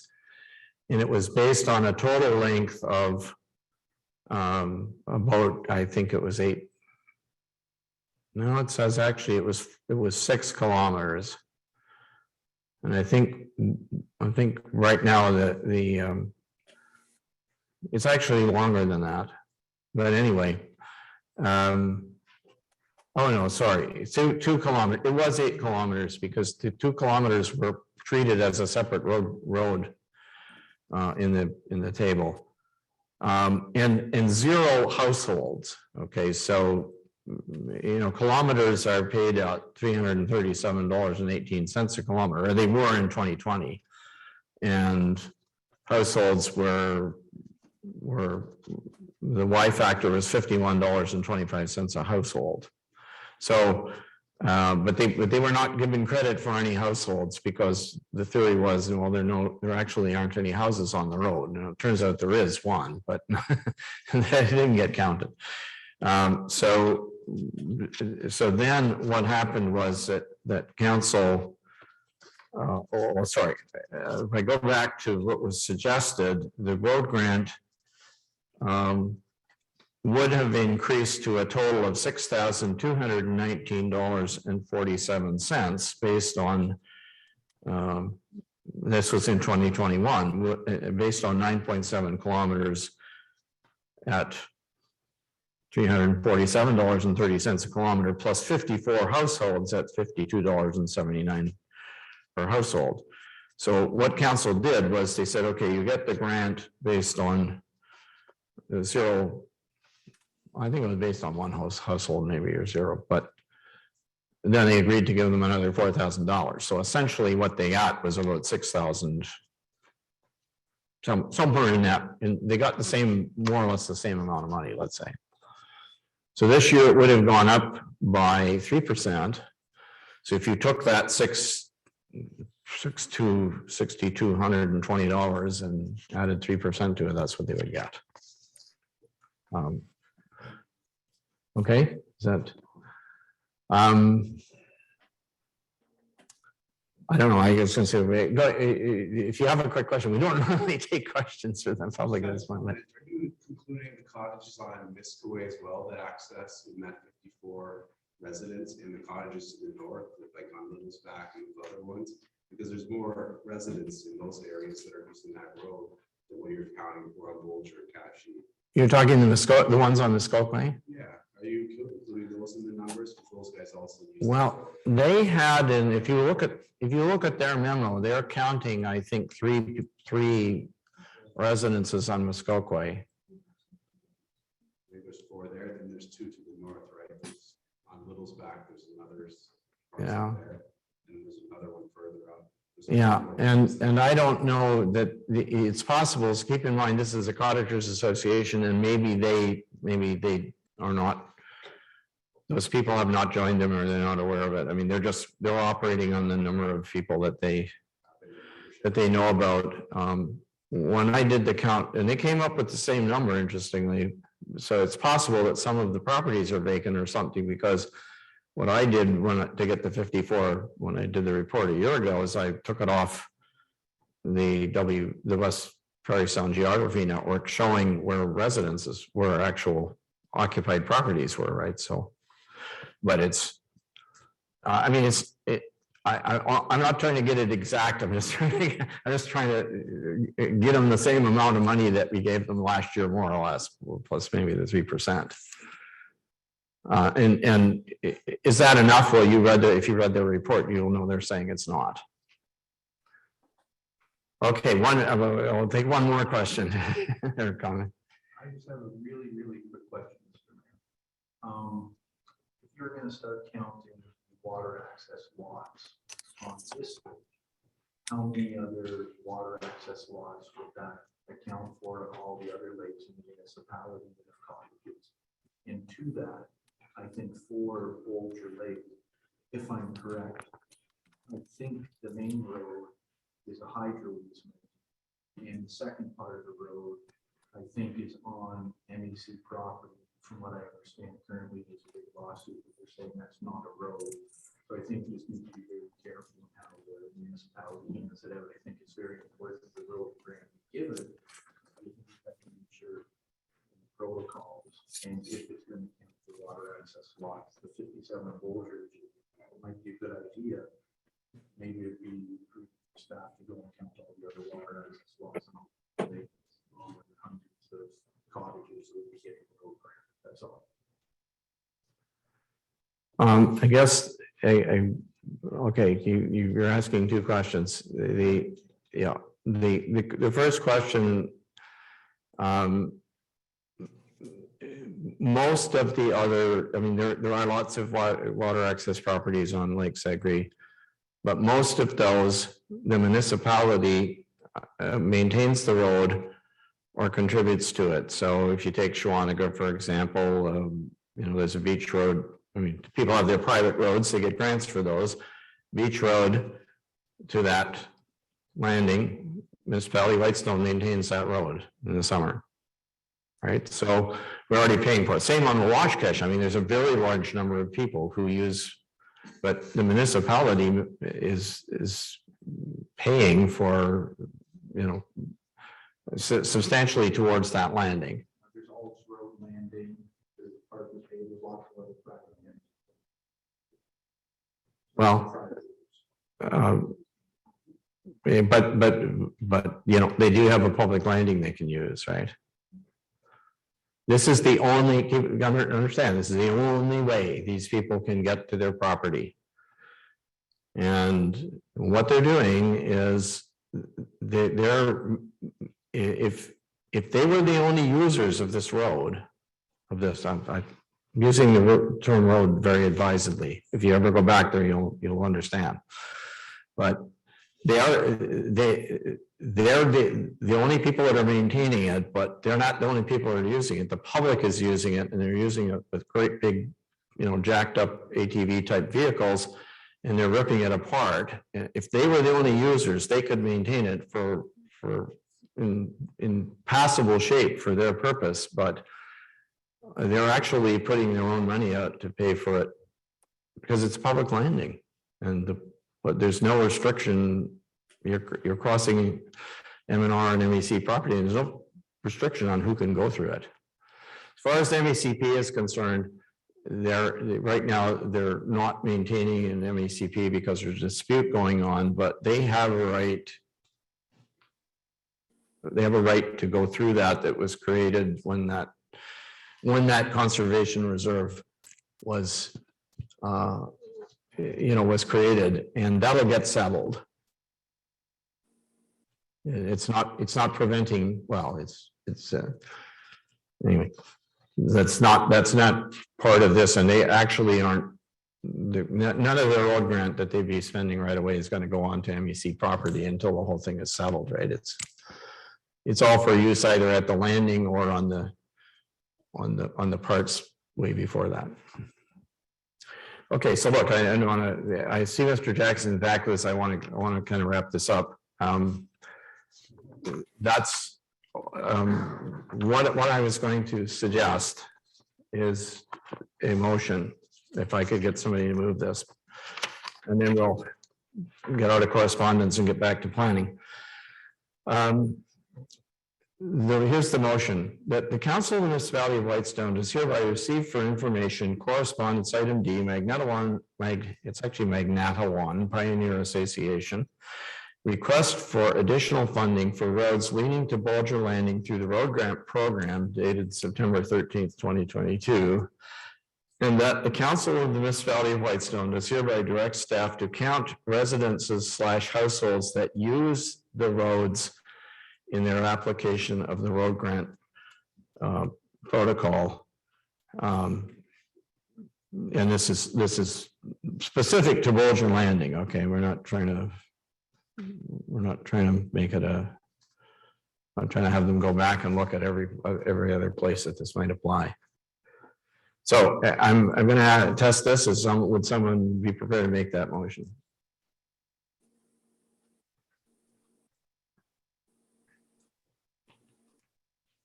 No? Councilor McKeown? Sure. Councilor McKeown moves. So a seconder. Councilor Gordon Matthews. Is there any further discussion?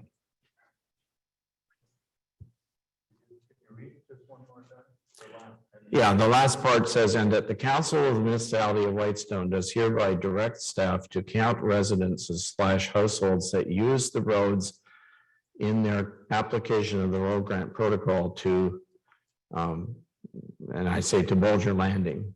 So I'm talking about that's what roads I mean. That use the road, let's say that use the roads to Bolger Landing. Let's put it in there so it's not in their application of the road grant protocol.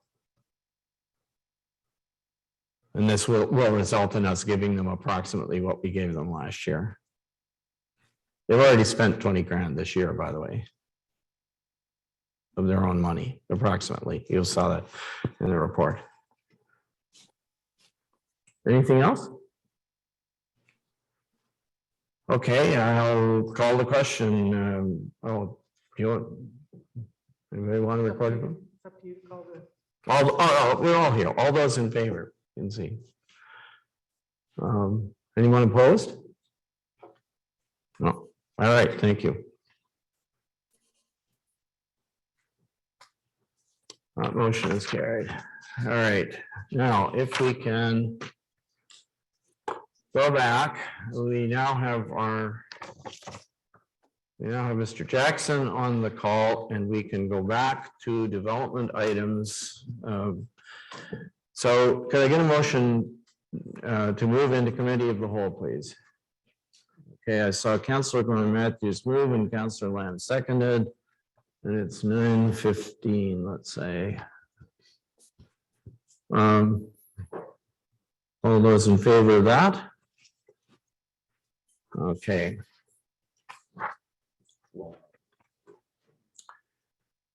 All right, so now we have several items.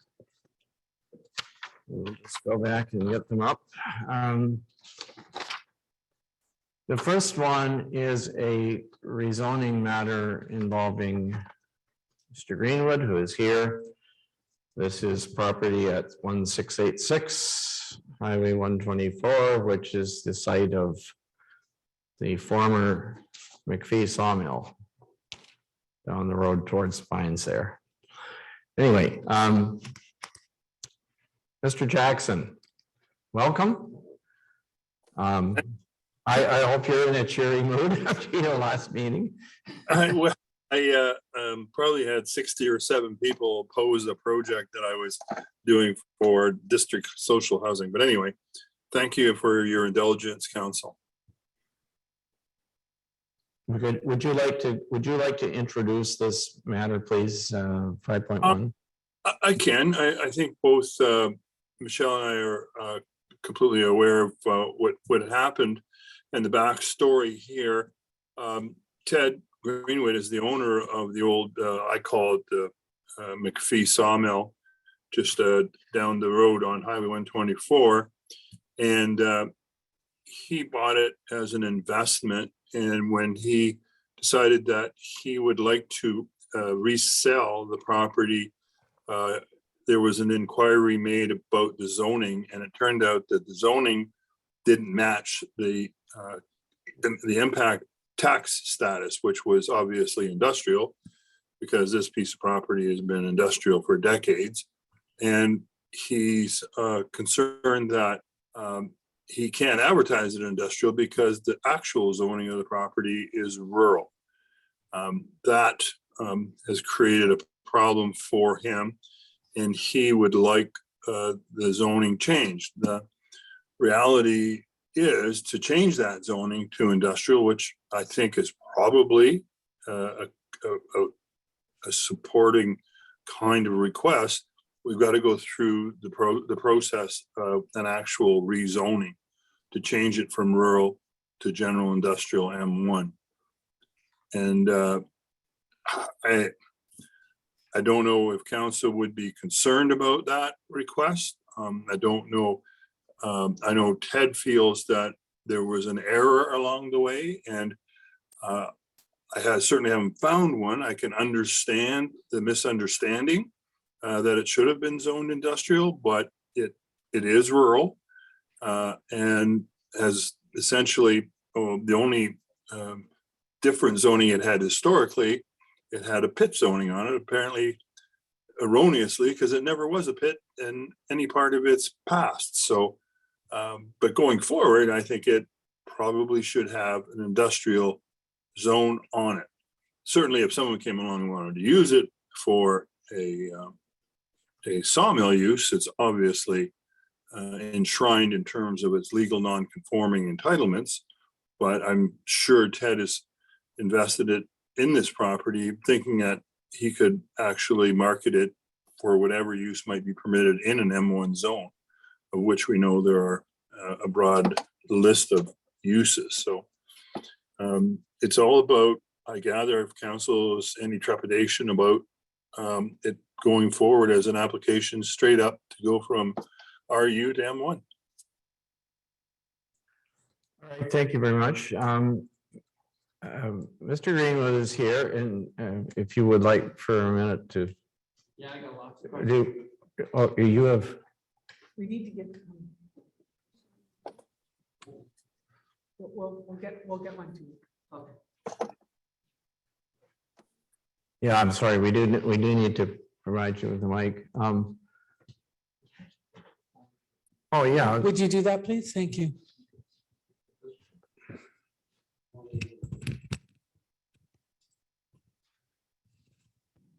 So Ted, on the bottom, there's a red button. It's turned on, I think. Oh, is it? It sounds like it is from. Can you hear me? Yeah. we Oh, can. yeah. Thanks. I guess I'm going to refer to John on a couple different pieces of information here. John, you say M2. And now we realize that it never needed an M2. Is there a possibility, and this is my feeling, that somehow over the years between us not being actually a township, the amalgamation, blah, blah, blah, that could have been a misprint from M1 to M2, because obviously this guy ran a business for 75 years. The next owner ran it for 10, and now I have it. That's my first question, John. Is there can you clarify how it was an M2? And could there have been some kind of issue along the way that moved an M1 to an M2 by maybe something simple as a typing error or something on the way, John? Unfortunately, I never found anything, Ted. It just seemed to be wrongly zoned from the beginning of zoning bylaws, which was 1977 in the township of Hagerman.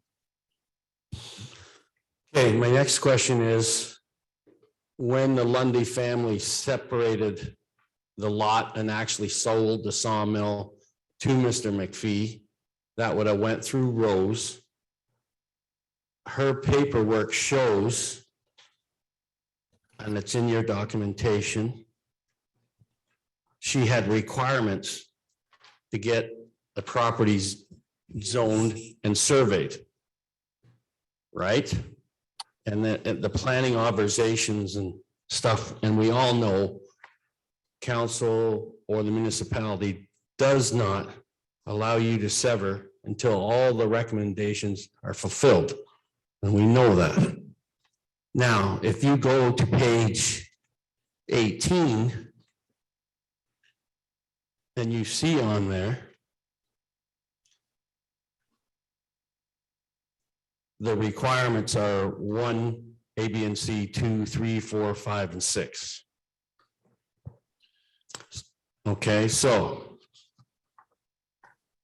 she had to pay a park dedication fee for commercial or industrial property. She had to pay or get the Ministry of Transportation to approve a driveway, which is commercial. And we know that that permit has been taken out, and we know that that driveway on that property is commercial. So if these requirements were not completed, she could not theoretically get a severance to sell this property to the McPhee family, or Don, who it is, for him to run his business at that time. So can you explain where the ball was dropped there? Because that's the way I look at it. Well, I think you're quite correct in your understanding that those conditions were imposed on the consent that separated the sawmill acreage, 2.5 acres or whatever it was, from the balance of the property, that the lands met the appropriate zoning. And nowhere can I see that, in fact, that precipitated a change to any zoning. It must, if I could make an assumption, it was someone said, we're satisfied the zoning's appropriate, which was really not as thorough in my world as it probably should have been. So at that time, it should have been zoned M1, but somebody, whoever was ticking off the boxes at that time, which I think was about 10 or 12 years ago, obviously made the decision that there was no zoning issue. In fact, when there was. But that doesn't help you, Ted, is the reality. No, I understand that, but if that was 1950, 1960, 1970, I might even take that explanation. But we're talking about 2008. And I've done dealings in this township in 2008, and there was no lenience in that way in any way. I tend to agree with you. So, but I wasn't involved in saying, yes, that box can be considered ticked off. That wouldn't have been anything that I was directly involved with. So I can't help you there. Okay, I understand. I've read your report. And honestly, the report is honest. It's like we've had something drop through, not one crack, not even two cracks. We're talking about something that fell through 3 or 4 cracks. So, and your recommendation to council is to do this. So I see your point, but I don't know if a lot of people see that point, and that's why I'm addressing it the way I think I should be doing. Understood. Thank you, John.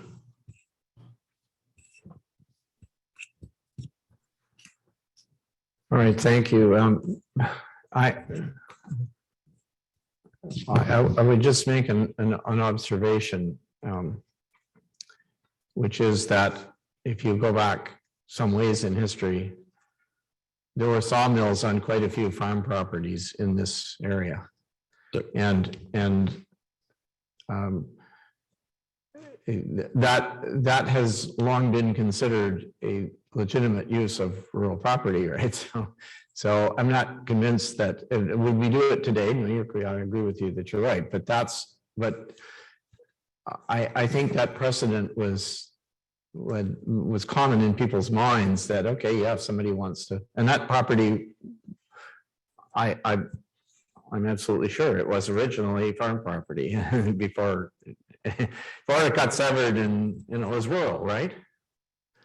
So if people were farming it and they decided to put up a sawmill, I could point out to you a half a dozen other places in the municipality where they were at one time and maybe aren't there now, but it was a common thing and it wasn't considered to be an abuse of the rural property designation for that. So some of these would be patent lands. That would be something you would be permitted to do on patent lands, right? So if somebody came today with one of those and said, well, I want to put a sawmill on it, I don't know, unless if they're just doing it on a small scale, right? I don't know what we would do with that. But anyway, I don't know that there's, I'm not trying to get into a great discussion. You have the report from our planner. I wonder if there are questions that councillors would like to ask regarding this. Go ahead. Councillor McEwen. Yeah, Mr. Mayor, I see this as kind of an exceptional situation here. I know you're saying, and I've seen, and we've all seen sawmills, portable mills, maybe permanent mills on farms. And typically they'd be used for maybe themselves or working with neighbors, building barns, doing all kinds of stuff going back a long time. This particular property, I think it was purchased exclusively for a sawmill, and it's been used for milling product and product for sale, which in my mind makes it more of an industrial / commercial use property than a farm per se. So I think when I look at the resolution that was passed back in 0755 is the resolution number, and it states that parkland dedication fee being 2/5, and I believe 2/5 is what you'd pay to the municipality for commercial or industrial versus the residential. And it says for commercial or industrial, as Mr. Greenwood had noted. So I think we do have an exceptional situation in my mind, and could probably move this forward. I know there's a concern in people's minds when something goes commercial. Commercial is very broad, as we've discussed before. It covers an awful lot of territory. There is the fear that it would be purchased and used for something commercial that would not be satisfactory to neighbors, I suppose. That's the biggest issue in people's minds, I suppose, and mine also, I guess. But I don't know if we've taken much of a chance to have its own industrial, not commercial, but industrial, and move forward with it.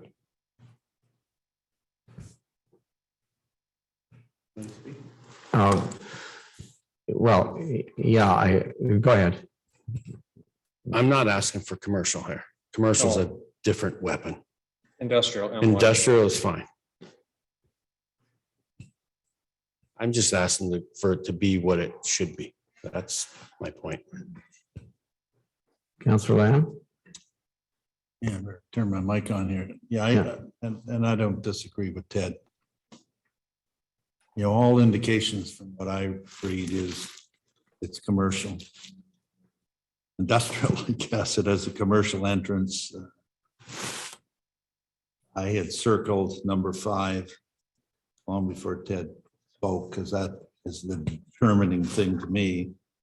Was 207 or 208. And it was part of the commercial or industrial property, and they paid $300 on that, which is fine. So I'm gonna support it being industrial, but I guess John or staff, you know, there's been an error somewhere, but you just, like Impact just doesn't go and say it's a commercial property without getting notification from someone that it's a commercial property, I would think, right? Our municipal people don't send out tax bills that say commercial or industrial or what they say.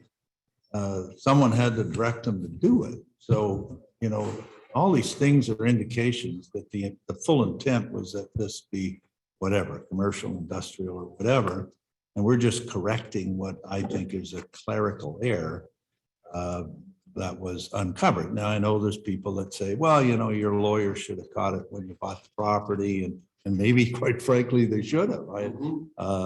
You know, and maybe somebody wants to go back on them eventually.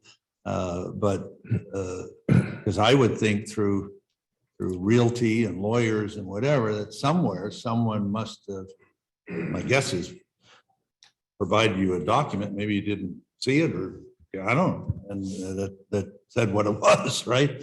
But maybe that isn't included in title searches and things like that. But anyway, having said all that, I don't think we should be I think we should be approving this, because I think it's an error. Thank you.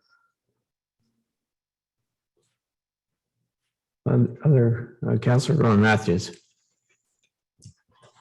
Yeah, I'm wondering if Mr. Jackson can just clarify the procedure for this, because I think we're all in agreement that an error has occurred. But when I'm reading his recommendations, in order to fix the error, are we going to have to go through a public meeting and all that expense to do this properly? Or is that the way that this has to happen? You're correct, Councillor Matthews, that's necessary. To change the zoning, the Planning Act requires a public meeting and the attendant notices. So there will be a rezoning. Council can initiate it. If a property owner initiates it, the attendant fees are charged, which are somewhere in the range of $1,500. So perhaps I could follow on to that question with another one. In our experience, recent experience with this kind of thing, where rezoning to industrial specifically was proposed, a council has gone to some considerable pain to ascertain what kinds of industrial uses might be permitted on the property. And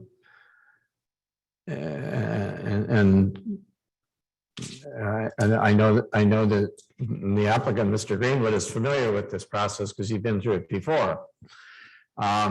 So what are you seeking at this point, if I understand correctly, and you tell me if I'm wrong, but what I understand is that you simply want it to be zoned industrial, so that you can sell it to somebody, but you don't have any specific intention as to what you're going to do with it. You're not planning to do a specific thing with it, and you don't know what the purchaser of it's going to do with it.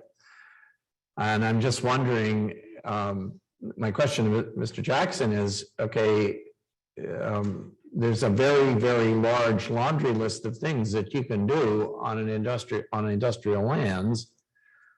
And what happens if the purchaser of this property wants to do something that the municipality feels strongly is not appropriate for that site, what remedies do we have at that point? Because now, you know, the person bought essentially, it's an unrestricted list of industrial uses as opposed to a more narrow one.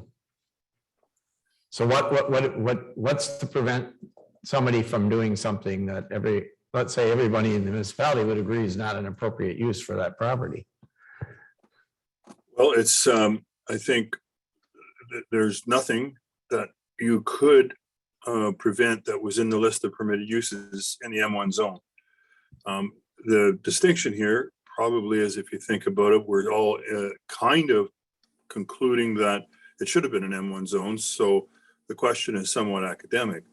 The fact is, this is not a greenfield, and I would have to actually characterize it as probably one of the most repugnant kind of industrial uses.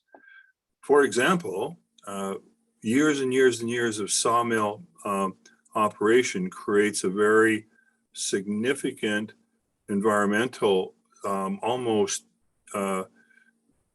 degradation of the land. This property could not be used for a dwelling, not without some very significant process involving the province in terms of a record of site condition and remediation. So I'm not afraid of that eventuality in this case versus other situations that might argue that, you know, we don't know what the scope will be on a greenfield. So I treat this as probably that if everything had aligned with the way it should have aligned, it should have been M1, and you wouldn't probably ask that question.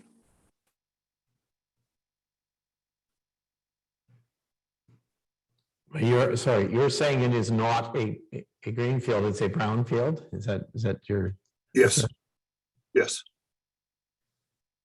So I'm saying it has to be used either industrially or commercially. It cannot be used residentially. Okay, no, yeah, no, I understand that. I'm just, yeah, all right. Thanks, you answered the question. All right, is there any further question or comment on this? All right, we will come back to motions with respect to these when we get out of committee of the whole.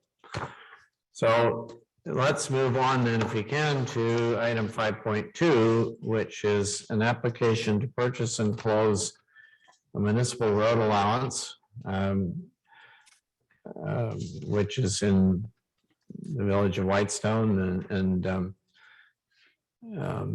this particular application, this particular matter has been with us before, I think, perhaps, but anyway, Mr. Jackson, go ahead.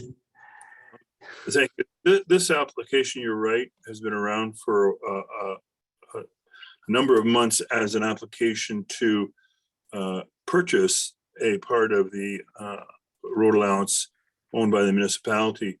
In contrast to a number of years ago, this owner had entered into an agreement to use the road allowance.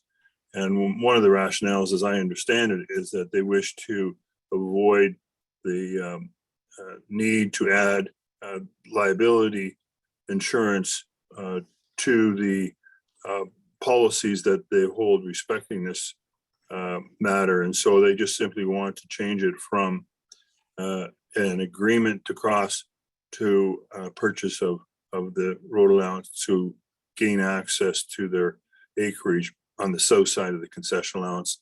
And it travels, as you can see in the maps, on a 45-degree angle to get from one lot to the westerly lot. It's dragged on a little bit because there was some, I'll call it a spat between the neighbors who were concerned about certain drainage issues, etc. But I think those have more or less sorted themselves out.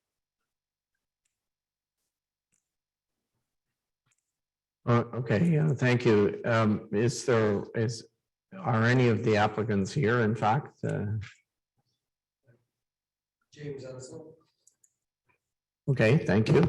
Did you wish to say anything, Mr. Haslam? No, I just was here to answer your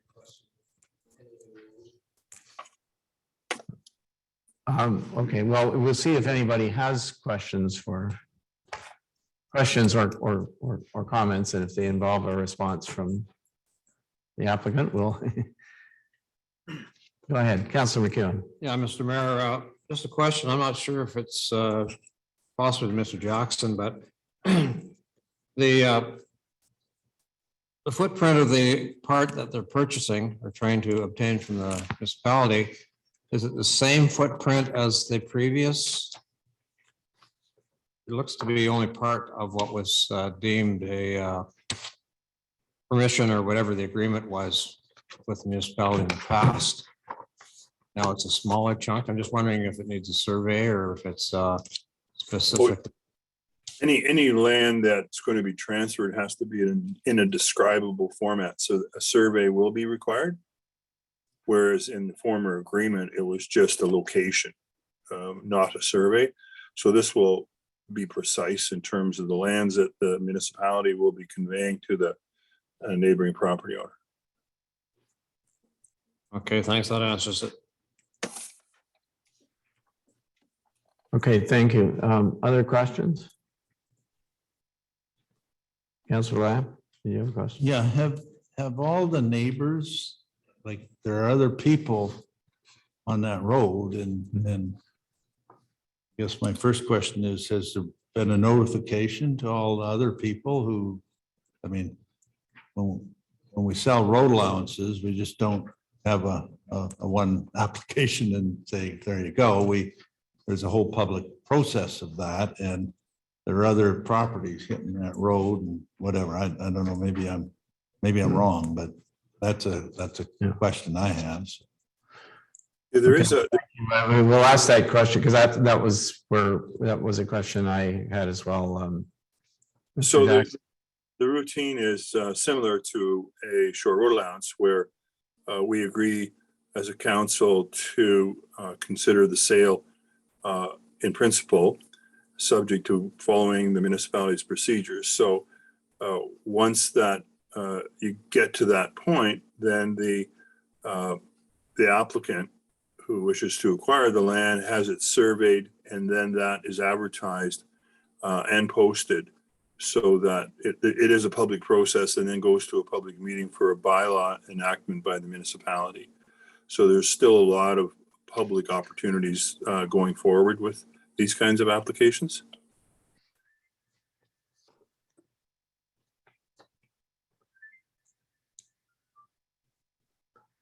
Okay, thank you. Yeah, I was really trying to figure that out myself because I know for a fact that some of the neighbors have an interest in this same road allowance, and normally speaking, I would think we would provide them with an opportunity, as we have in other cases where we have agreed to close and convey a road allowance, we would provide them with an opportunity to also obtain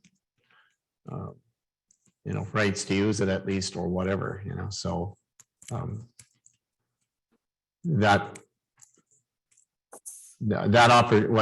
what you're telling us, Mr. Jackson, is that opportunity will come up. This is just whether we would agree to close and convey it at all as a matter of principle. Yes. Is that correct? All right. So is there any reason that you can think of that we would not want to close it and convey it? I have not sensed any. This looks like it will not have any short or long-term use for transportation or access by the municipality. So I didn't sense any of that. The properties all around it have access in different ways and means. So this will not, in fact, take away access potentially needed for adjoining properties. As I said, there was some concerns. Some of the neighbors are obviously aware where they were concerned about the ongoing concern over drainage.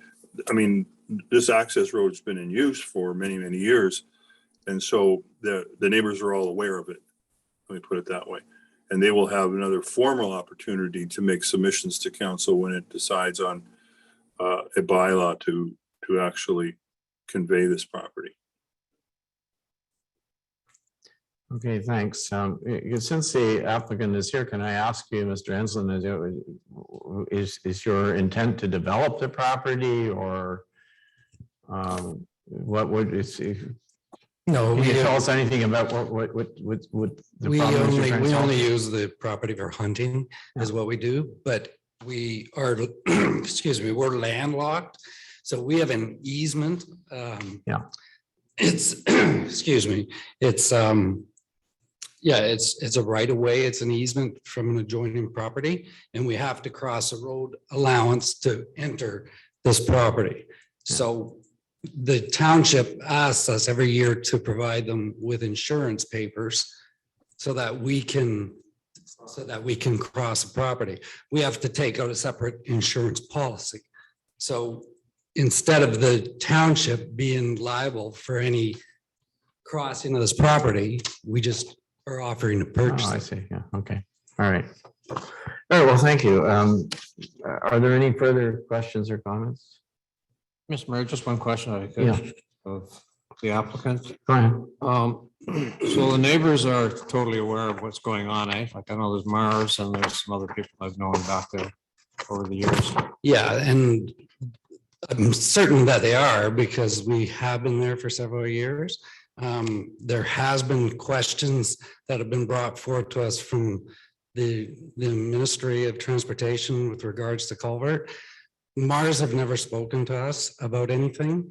We've spoken to the son Tyler several times. We have no problem with them using the lands that we have. But apparently the father has a problem with that. So the problem came up because when we bought the property, there was two people that were bidding on the property and we got the property. Somebody else didn't get the property. And so for that reason, we feel he doesn't like us, so he puts pressure on us in any way he can. All right. Well, I'm sorry, did that answer your question? Okay. Can we move to the next one then? All right, the next one, we're back to Boulder Landing. This is an application from Mr. Will Roberts, who owns property right beside Boulder Landing, basically, and he is asking for rezoning to I guess to commercial, right? So is it for the purpose of providing some marina services to people in Bulger Lake and Bulger and Cashagava. So Mr. Jackson, you want to say anything about this one? Just very little. I think it's an interesting positive program for the landing area. I think of all the lands around Bulger and Kashikabi, Will Roberts owns the only property that has a road to it, directly to it. And he's applied for commercial zoning. Initially, he asked for a C1, but he crossed out a lot of uses saying I need it for a kind of marina type facility. And when he crossed out all those uses he didn't need in C1, he really had a C2 zone constructed. So I think a straight rezoning from the waterfront residential for his lot adjacent to the landing to a C2 zone for marina purposes is good planning. Really, speaking of the kind of chaos. Now it's organized chaos at Bulger Landing. For those that have been there, the people are pretty respectful of the facility, but it's got no semblance of any kind of structure, and this will introduce that option, if you like. And you know, every year there seems to be a few more boats, a few bigger boats, and I think it's an opportune time to kind of officially put forward a proper marina facility at the landing location. All right, thank you. Are there questions from councilors or comments? Go ahead. So my name's Will Roberts and that's my Yeah. property, obviously. So my question is, the C1 was sort of important because it's so versatile. And as you said, C2 sort of restricts to a little bit more towards tourism, but it doesn't include things like parking lot structures, motor service and repair, fuel supply, dry land marina, parking area for motorized vehicles, boat building, that it's included, but private camping or mobile park. So that's why I put forward C1, because I feel like this land could be used much more versatile. And I also have other properties that could be built on in the future next to this parcel. So I don't want to sort of restrict this to essentially just marine services. While that would be obviously the optimal use, if for some reason the lands are not uptake by the cottagers and they don't get used for that, if they don't want to use it for the marine, then they have other options to use this parcel. So that's why I feel it's important to go with a C1 designation. Okay, I understand the question, but all those uses that you had listed are actually may not be sort of a bullet permitted item on the list, but they're considered ancillary or accessory or auxiliary uses that would be permitted based on the general provision of zoning conditions in the bylaw. So all the uses, parking, storing, accessory marina uses, boat building, or boat building is listed. None of those uses would be prevented.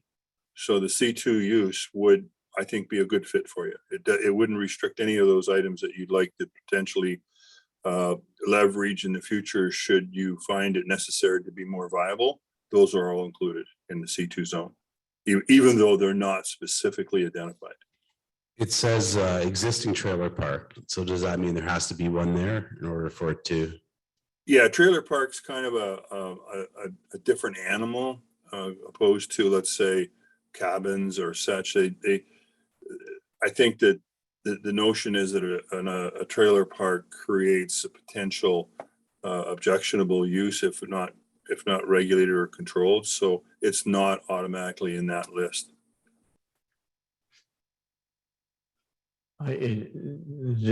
Just so everybody's clear, a trailer park is where people bring camper trailers and hook them up and they live in them, right? Oh, okay. Okay, it's not a place where you can park trailers that would have boats on them. That's a different. That's not it. Okay. Okay, just. Sorry. No. All right. Other comments or questions? Anybody have anything else? Councilor Gordon Matthews. I'm just curious, by allowing this, we wouldn't be restricting people from using the existing area that they already are storing their boats on, like the people that are using the shoreline and whatever areas back there. I haven't been back there. But we wouldn't be forcing them from going from the way that they've traditionally stored their things to having to use this facility. I'm just thinking of Washcash and what we've gone through back there with moving around some of the boats and creating a parking area. People are kind of traditional in the way that they've used an area certain times. So I wouldn't want to restrict the present people that are using the area by introducing this. No, if I could answer that, Your Worship, the uses would be continued to allowed to be used. In some areas, the municipality might impose some regulation, but at this point, my sense is that everyone's more or less respectful of the space. I simply think this will be a positive attribute to give the people who are using the Crown Landing or the public landing a potentially better spot for more security as boats get more expensive and their interest is probably better served by having it looked after more by a structured marina. So it won't impact the existing cache of boats that are pulled up along the Crown Shore and Municipal Shore Water Allowance at all. It'll just add, I think, an alternative, I'm going to call it asset to the community. Okay, thank you. Yeah, it's my understanding that there are some folks, some boat owners on those two lakes that would really like to take advantage of marina services because they would rather not leave their boats unattended over the winter and that kind of thing. And they would like a somewhat secure place to pull them up. There are, of course, other folks who are simply using car toppers and that sort of thing. And nobody, I think it's pretty clear, nobody would be forced to use this facility. They would continue to be allowed to bring boats in and out of the of the landing itself. I should probably point out that the municipality is looking and working with Magnello Pioneers to try to improve the landing and to improve the amount of parking that's available at the landing and parking for trailers that are, the people have used to launch their boats. So that they're not forced to pull them back out and take them, at the end of the season and take them somewhere else. Because of the condition of the road, quote unquote, it's easy to get your boat and your trailer and so on damaged by going in and out there. And so they really would like to leave them there. And so I think this will satisfy some of the need, but it certainly won't satisfy all of it. And hopefully other improvements that will get made to the landing will make it easy, make the temporary storage of boats there more confined and not spread all over the shore of Bolger Lake. So anyway, anything, Councillor McEwen? Yeah, I'd like to ask Will a question. We've had this before council for quite some time now with respect to lot lines and the MEPC, the park and all that, and not allowing people to park further at the road and all kinds of different things. The map I have shows your property only going over part way toward the actual existing landing. Maybe you can say do you know where the lot line is there? No one seems to know whether. So I gave that land, George was a counselor. We traded that land for a road allowance on the north end of my property, me and my father, when we first bought it, because we didn't want to restrict access for the cottagers. And since then, it's my personal opinion that the area has been mismanaged by the MPA. And it's pretty much a disaster. So what's going on with the MECP right now is obviously they've been cutting trees on MECP property, expanding the parking area. That was the original one. It was on the Semicoca Trail. Now the lot line lies at my gate. And if you look at where the most recent cutting has occurred, it's well past my gate. So again, the MPA has taken it on themselves to cut on MECP property. And I'm sure that when the survey lines are laid, that's going to all come to flourish.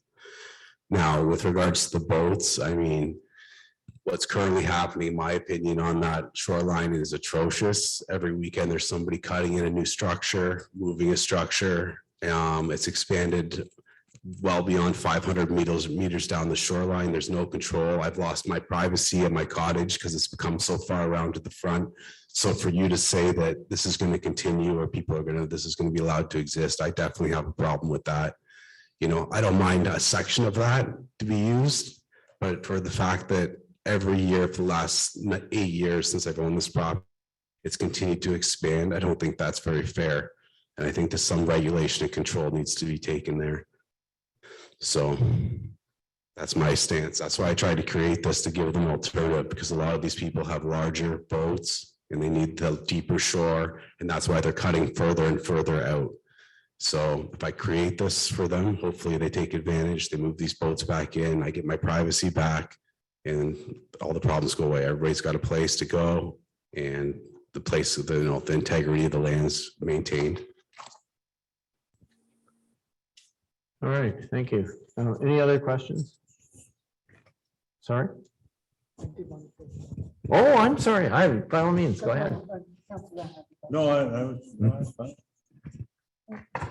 Thank you, Mr. Mayor. So I wanted to let council know that Mayor Conley and I have been working with the Magnetawan Pioneers Association. One of the things we're about to do is send a letter to all of the folks on this lake, on Bulger Lake. There's 3 lakes, White's Lake and Yeah, it's Bulger and Kashagaba. Yeah, Bulger and White's Kashagaba. Lake, well, yeah. So Mr. Roberts is correct.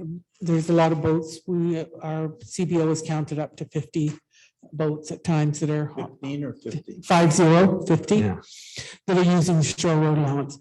And really what we believe is they just don't have options. There's not a lot of options. So the letter is simply to say, we're looking at options.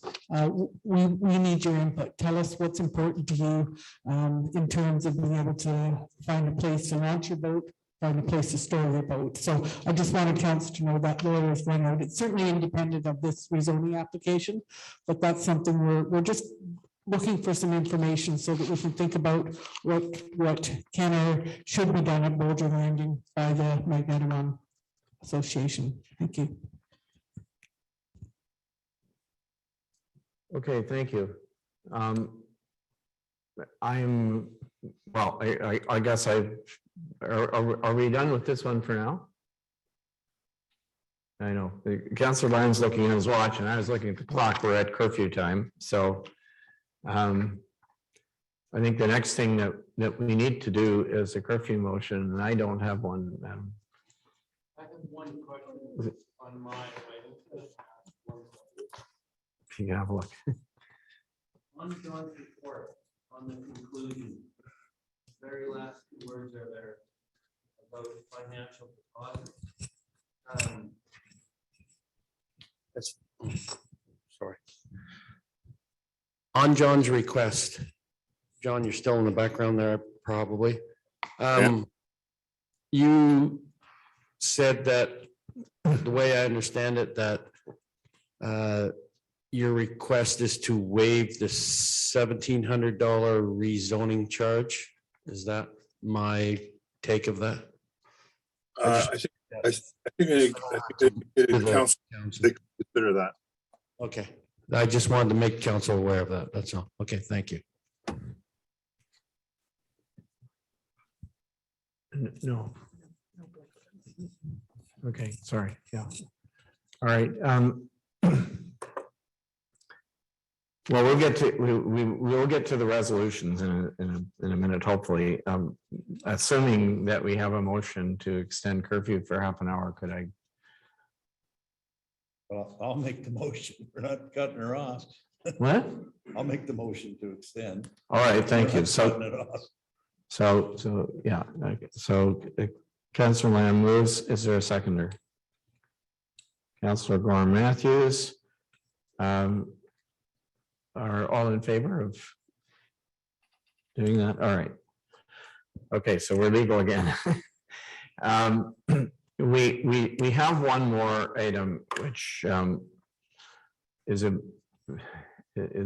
probably a little bit complicated, and I don't know. I think what I'd like to do, maybe we will not get it resolved tonight, but I'd like to at least introduce it for council's benefit, and I know there's some people who've been waiting to on Zoom to hear about this. There was if you go back a couple of meetings, there was a discussion relating that came about because of an application for severances on Lorimer Lake.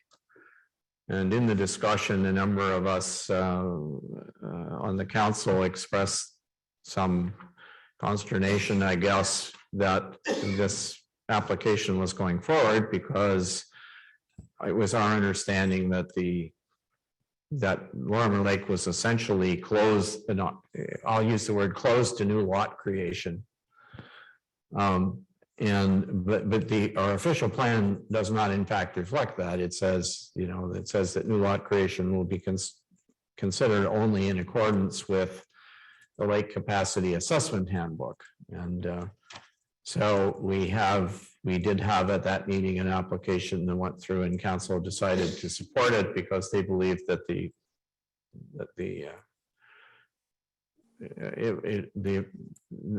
given what the official plan said, that there was no way to deny it. But the suggestion was that perhaps we could do an interim amendment to the official plan or some other mechanism to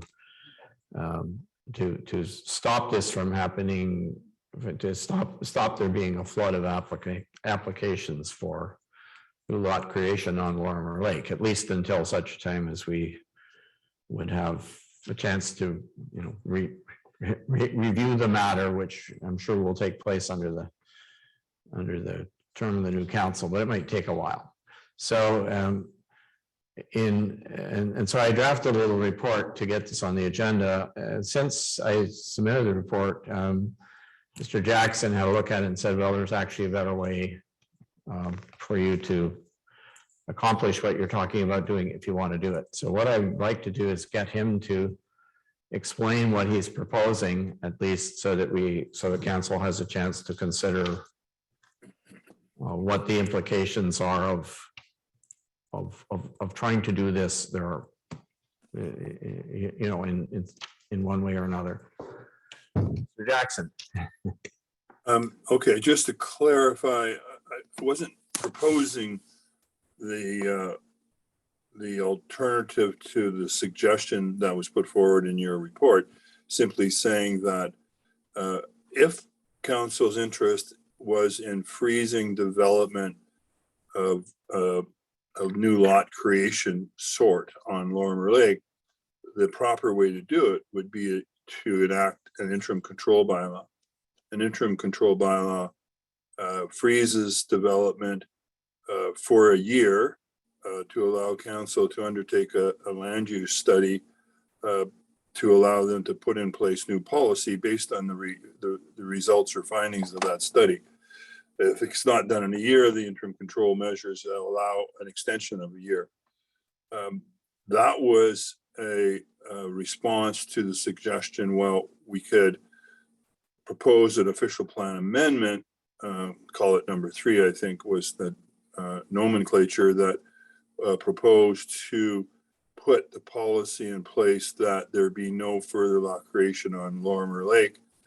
That policy, however, would have the traditional public meetings attached to it with the necessary appeal and potential for a land tribunal hearing, all of which would consume probably upwards of a couple of years, where any application that came forward before the new policy, should that policy be sustained, came into effect, could have the rights to be looked at in accordance with the current policies, which were described just by the mayor moments ago. So if you truly want to shut down a activity for a study period, that is done through a interim control bylaw with the attendance study. There are a couple of qualifiers that quote unquote silver bullet can only be used once every 3 years to respond to these extraordinary powers that the Planning Act gives a municipality. So it was an option just described as being one that properly did what a freezing intent was asking. So I just wanted to make sure that that was understood by all. Thank you. Okay, well, thank you. I suppose really the question that council ought to consider is whether some interim action is required to restrict this. The situation with respect to Lorimer Lake, and we can perhaps give, there are some people from Lorimer on the phone here, and we could maybe give them an opportunity to comment further on it, but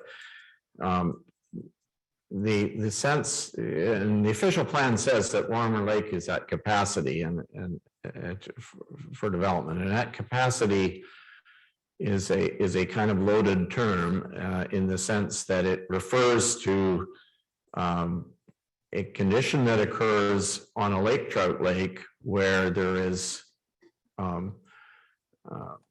it really has to do with the amount of phosphate that is in the water. And that condition has not changed significantly on Lorimer Lake for quite some time. But what and that was all it was really concerned with. It wasn't concerned with other characteristics of the lake, or how many people were on it, or how much of the shoreline was developed, or any of those kinds of things. But in any case, it was deemed to be at capacity actually by the Ministry of Natural Resources going back a few years. And so that's how that got into the official plan. The concern I think that some of us had was that if we don't do anything about it, but go ahead with work on the official plan, which is going to take a couple of years, and maybe including a lake study that would give some guidance as to how much additional capacity, if any, exists on that lake. What would happen is, of course, folks who do own property that is eligible for development would immediately get applications in real fast because they saw that the door was going to slam shut at some point in the future. So we would be dealing with a lot of them.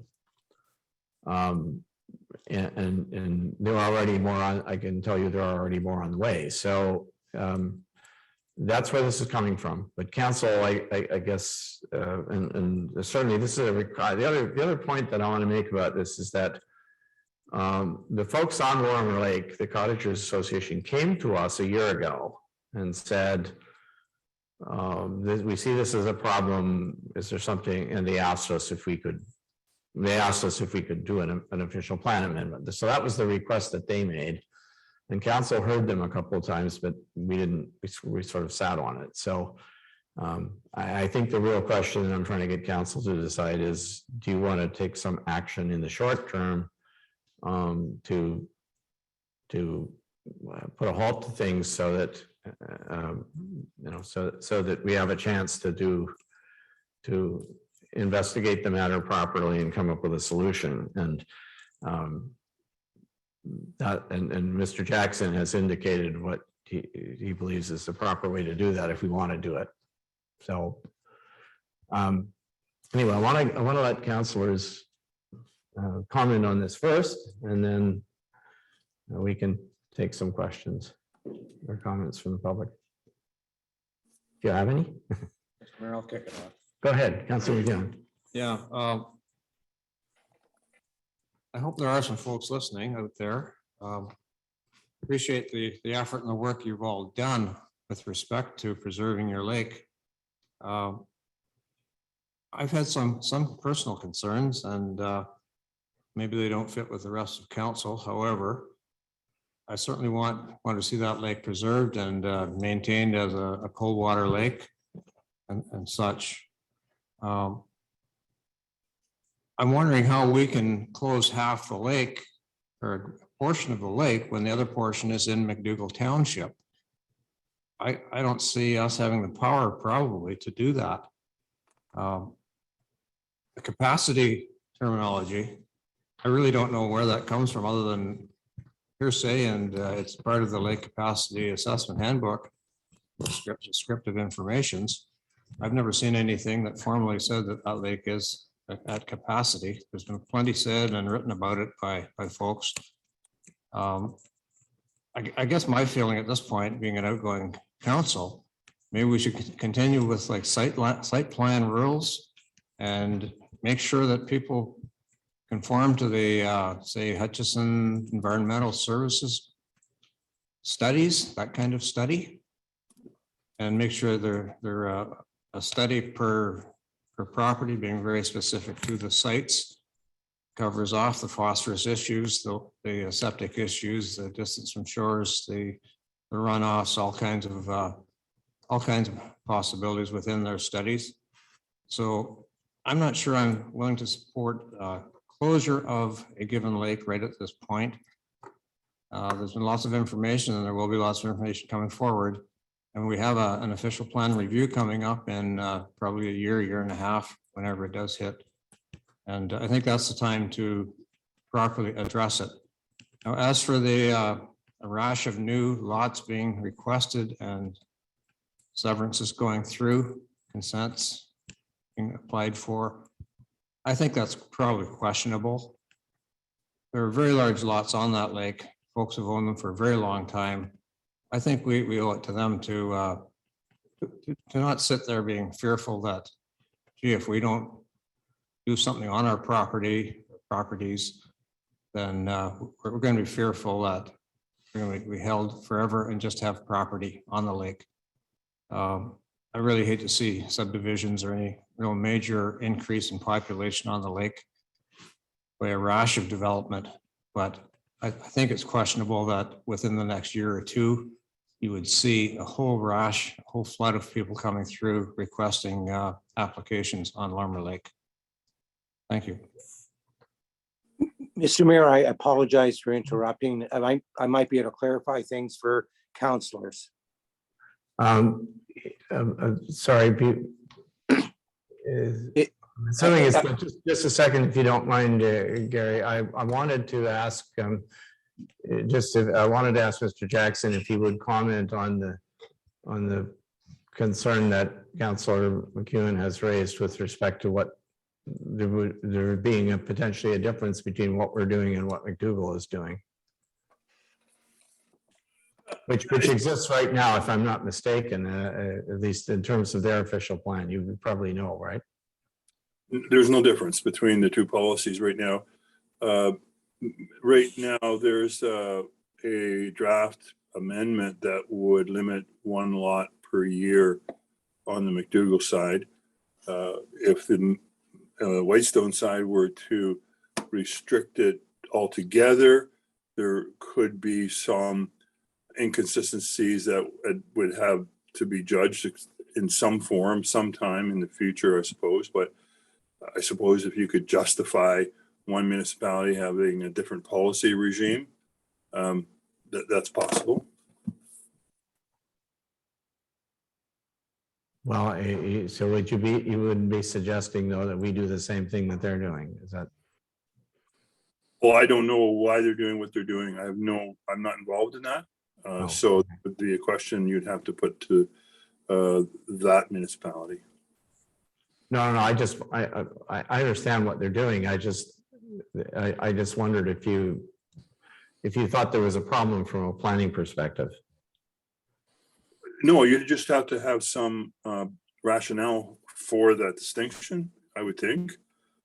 And not, wouldn't necessarily require you to be consistent, but, you're talking about the same water body, but don't forget the other half of the lake has had a slightly different history, a slightly different development pattern, slightly different issues. So there could be some justification for a distinction in that regard, but you sort of faced that music when you had to.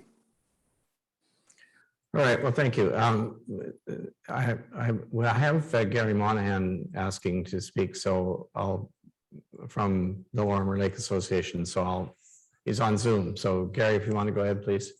Yeah, and I apologize not being there in person. I'm just getting over COVID here, so my voice is a little raspy. Just to answer that thing about the McDougall policies, last year when we went to both Whitestone and McDougall asking for a official plan change, it was basically the same one where we were looking for, one severance a year. McDougall acted on it, and they put in their draft plan to the province where only one severance a year, and one single person could only get one every 5 years. So that's into the province to approve. And, as soon as they approve it, that will be in effect. About the term of the lake at capacity, that is an official term. There's an official definition. And what that is, it's a lake trout lake where the dissolved oxygen levels are below 7 parts per million. They've measured that, and I have all the stats from them from 2006 to 2013. Today, I went out with Dennis Morrison, and we measured the dissolved oxygen in September, as you're supposed to, as the ministries do. And I can tell you that every single measurement below the thermocline, and the thermocline is a layer that the warm water is above it, the cold water is below it. Every single measurement was below 7 parts per million.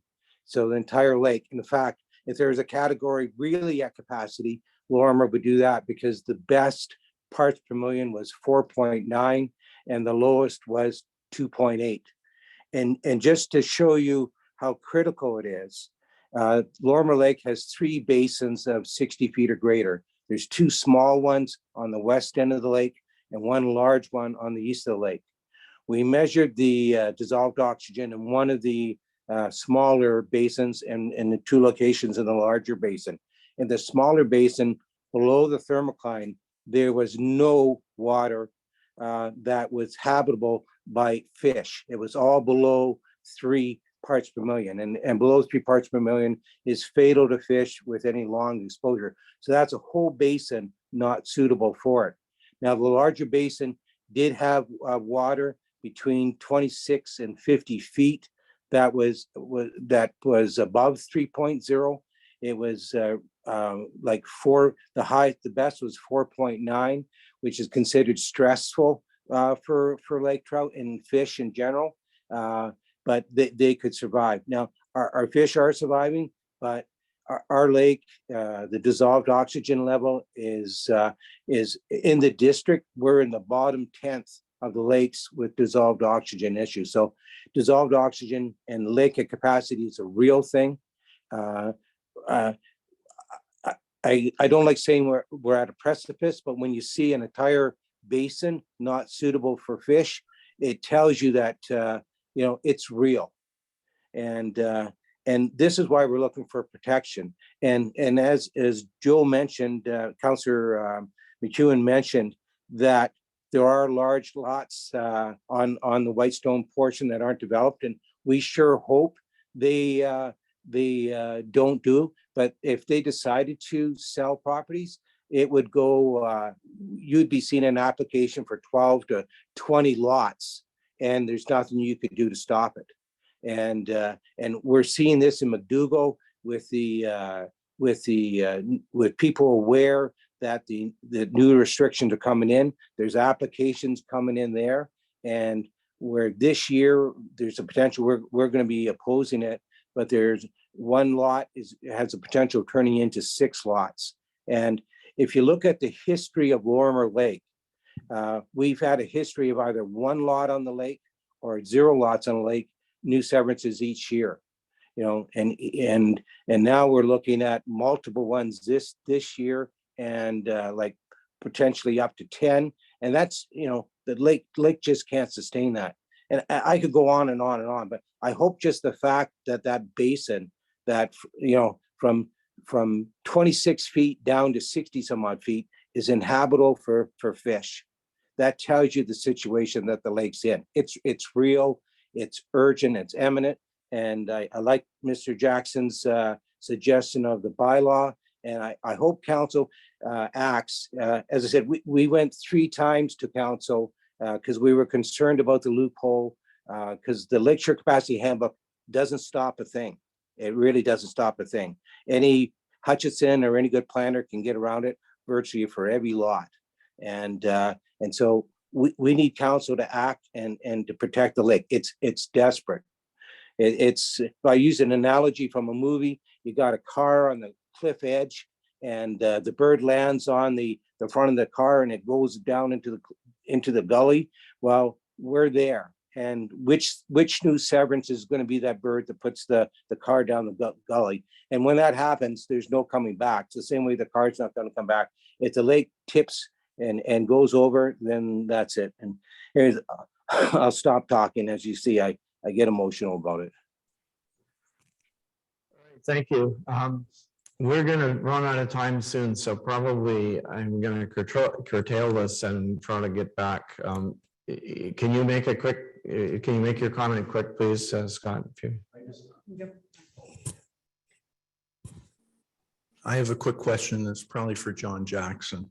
It's kind of threefold. If I understand correct, an interim control bylaw has to get approval from the minister and they can deny it. So that's my first question. The second one is an interim control bylaw can be in place for 1 year, but at that time it can be appealed at the Ontario Land Tribunal.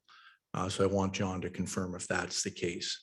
And the third question to that is, I understand if somebody was to appeal it and you worked on your official plan down the road, you could not update that official plan until that other land tribunal hearing was over and there was a decision for it. So it could delay Lorimer Lake from being on an official plan amendment during that time.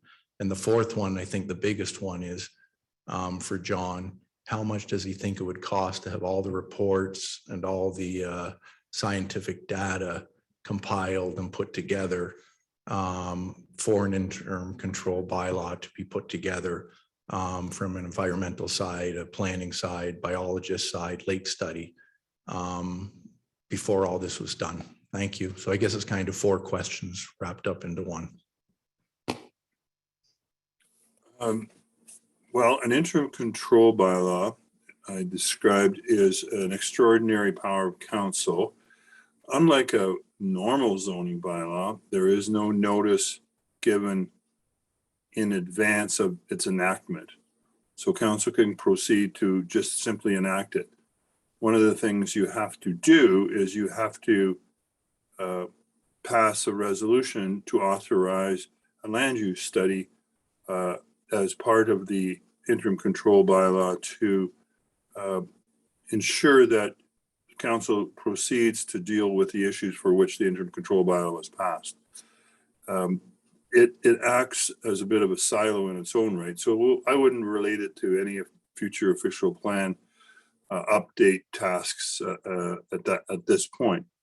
Now, one thing you have to do is you have to notify all the affected property owners of the enactment of the bylaws so that they will know that the new suspension or freezing of the rights associated with properties on the lake are given, and a person can appeal that enactment. So it can be the subject of an OLT. I've been involved in perhaps a dozen interim control bylaws, and the municipalities are given great power to, in fact, accomplish their mission with respect to the interim control bylaw measures. I've never lost one, but they are not inexpensive. So there would be the attendant professionals to undertake the work, like planners, scientists, and ultimately lawyers, to put the thing to bed, so to speak. And as I mentioned earlier, you can extend that interim control bylaw measure for a second year. So there is a 2-year process, if you like. I wouldn't like to speculate on the cost because who knows? Is it possible you may not get an appeal, in which case the interim control bylaw measure would just be put in place.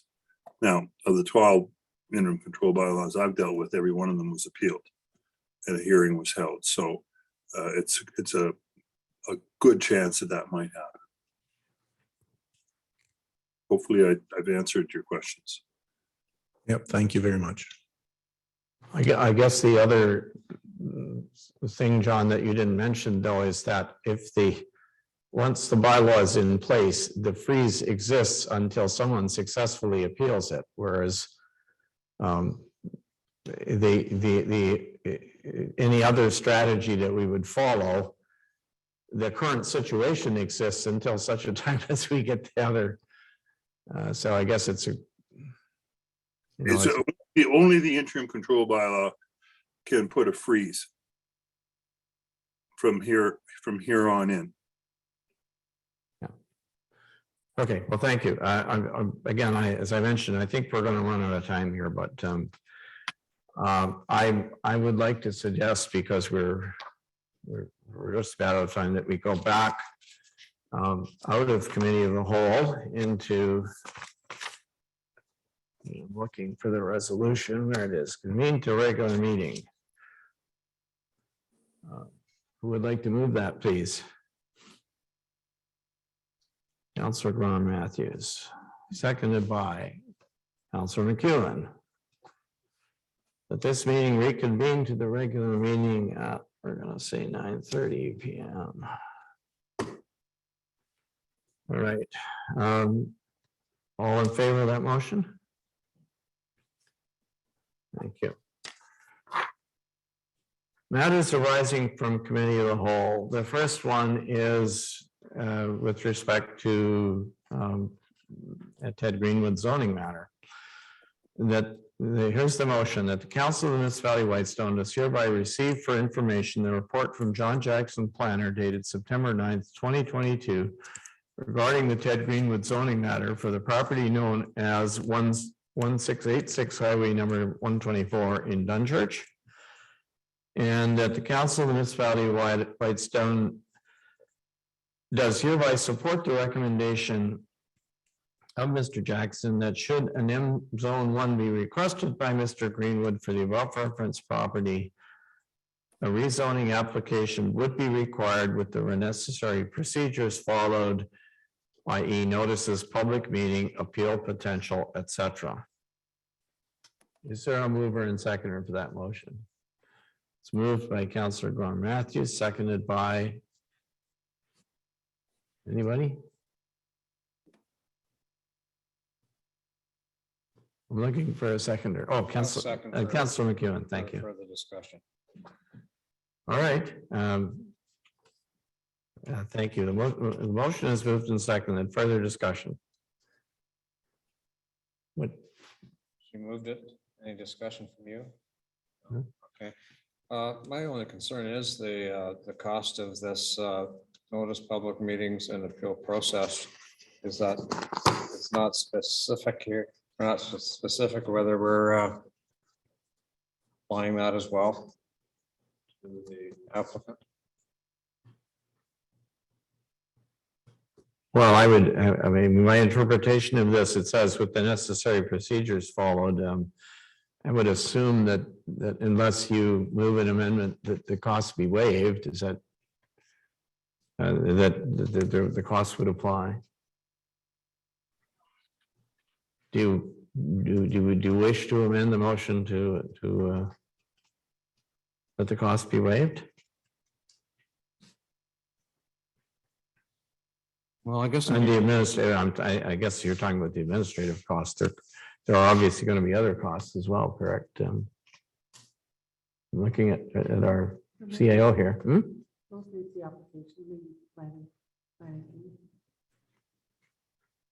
I'm not sure how council feels, but should we be looking at going part way on this in terms of the expense of it, or it is an exceptional situation in my opinion, but just my opinion. Well, you can move an amendment, well, you're the seconder of the motion, but I guess you can ask that be an amendment and we'll test it if you want.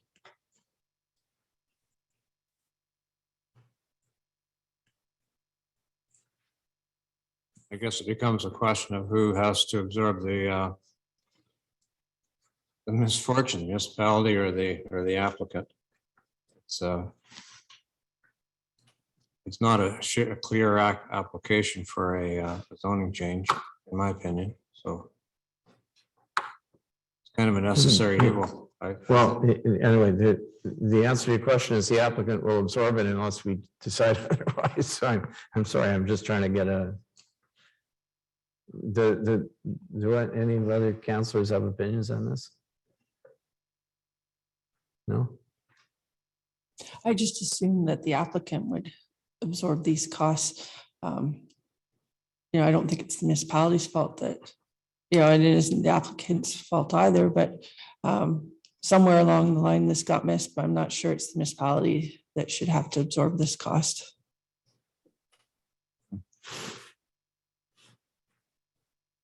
Okay, well, if anyway. No change. If I don't hear an amendment, I guess it's as it stands. Is there any other comment about this? All right, can we put the question then? Yes, go ahead, please. Madam Clerk. Thank you. Councillor Gore Matthews, Yes. Councillor Lamb, Yes. Councillor McEwen, No. Mayor Comrie, Yes. thank you. That motion carries. All right, thank you. All right, next one is application to purchase and close municipal road allowance, Salvatore et al. Whereas an application has been submitted by Daniel Salvatore, James Ensland. Mr. Mayor, I might just make a comment on my vote on that. Can I just go back? The reason I said that is I go back to my comments on the whole matter, and that's that you had lawyers and real estate people and title searches and everything else. So I would hope that Mr. Greenwood would have recourse for any of the costs as a result of this back to the appropriate people that did all the work. And I just didn't feel that passing all that cost on to the taxpayer was fair in this case because of that. But I'd encourage Mr. Greenwood to do that. Thank you. Oh, all right, thank you, thank you. So the application has been submitted by Daniel Salvatore, James Ensland, Brent Kaufman, and Ryan O'Hare for the closing and acquisition of part of the municipal road allowance between concessions 2 and 3, geographic township of Mackenzie in Whitestone, and the registry PIN number 52250-0535. Now, therefore, be it resolved that the Council of the Municipality of Whitestone approves in principle the closure and acquisition of part of the municipal road allowance between concessions 2 and 3 in the geographic township of Mackenzie, as applied for by Daniel Salvatore, James Ensland, Brent Kaufman, and Ryan O'Hare, subject to the following. That closure of the part of the municipal road allowance requested does not remove access from any adjoining lands. Number 2, placement of an appropriately sized culvert and drainage activities to eliminate any drainage issues to be approved by the municipality of Whitestone's manager of public works. Number 3, that the applicant pay all associated costs and fees. And 4, that all practices, policies, and procedures of the municipality be followed for closing of municipal road allowances, including notification of adjoining property owners. Would someone like to move that? Councilor Lamb moves. Is there a seconder? Councilor Gorman Matthews. Discussion.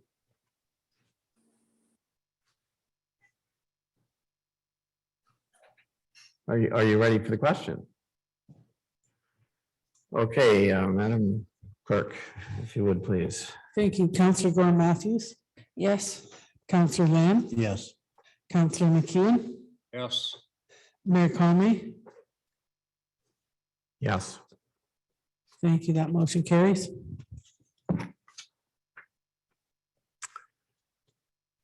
Okay. on 5.3, which was the rezoning, proposed rezoning of Mr. Roberts' lot. Whereas an application has been submitted by Will Rudin Roberts for a proposed zoning bylaw amendment of Park Lot 24, Concession 6 in the geographic township of Burton from Waterfront Residential 1 Limited Service to Tourist Commercial C2 Zone. Now therefore, the Council of the Municipality of Whitestone does hereby support the recommendation of John Jackson Planner that staff be requested to proceed with the advertisement and circulation of the notice of public meeting for the above referenced zoning bylaw amendment. Is there a mover and seconder for that? So I got Councillor Gordon Matthews first and Councillor Lamb second. Any discussion on that one? All right. Madam Clerk, once again, please. Thank you, Councillor John Matthews, Yes. Councillor Lamb, Yes. Councillor McEwen, Yes. Mayor Conley. Yes. Thank you. That motion is carried. All right, thank you. I think in the light of the timing that I will have to skip over item 5.4 and deal with it. Bring it back later on, for doing another meeting. So I'm gonna just not put, okay.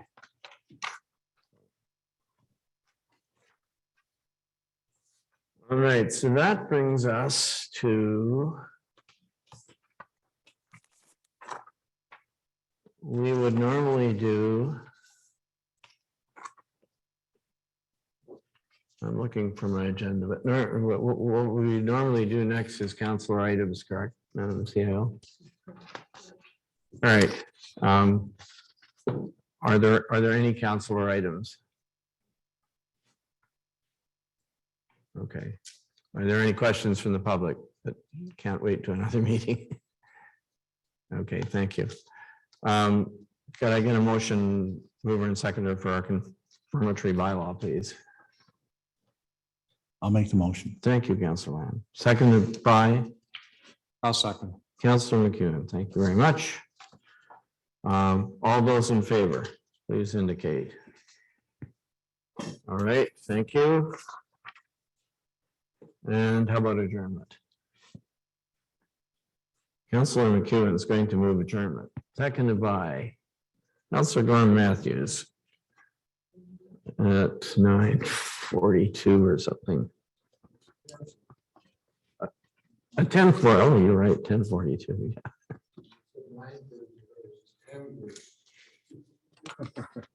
Did I write the wrong one down for that too? Okay, well, thank you. I'll go and correct that. All those in favor, please rise. Thank you very much, folks. We were adjourned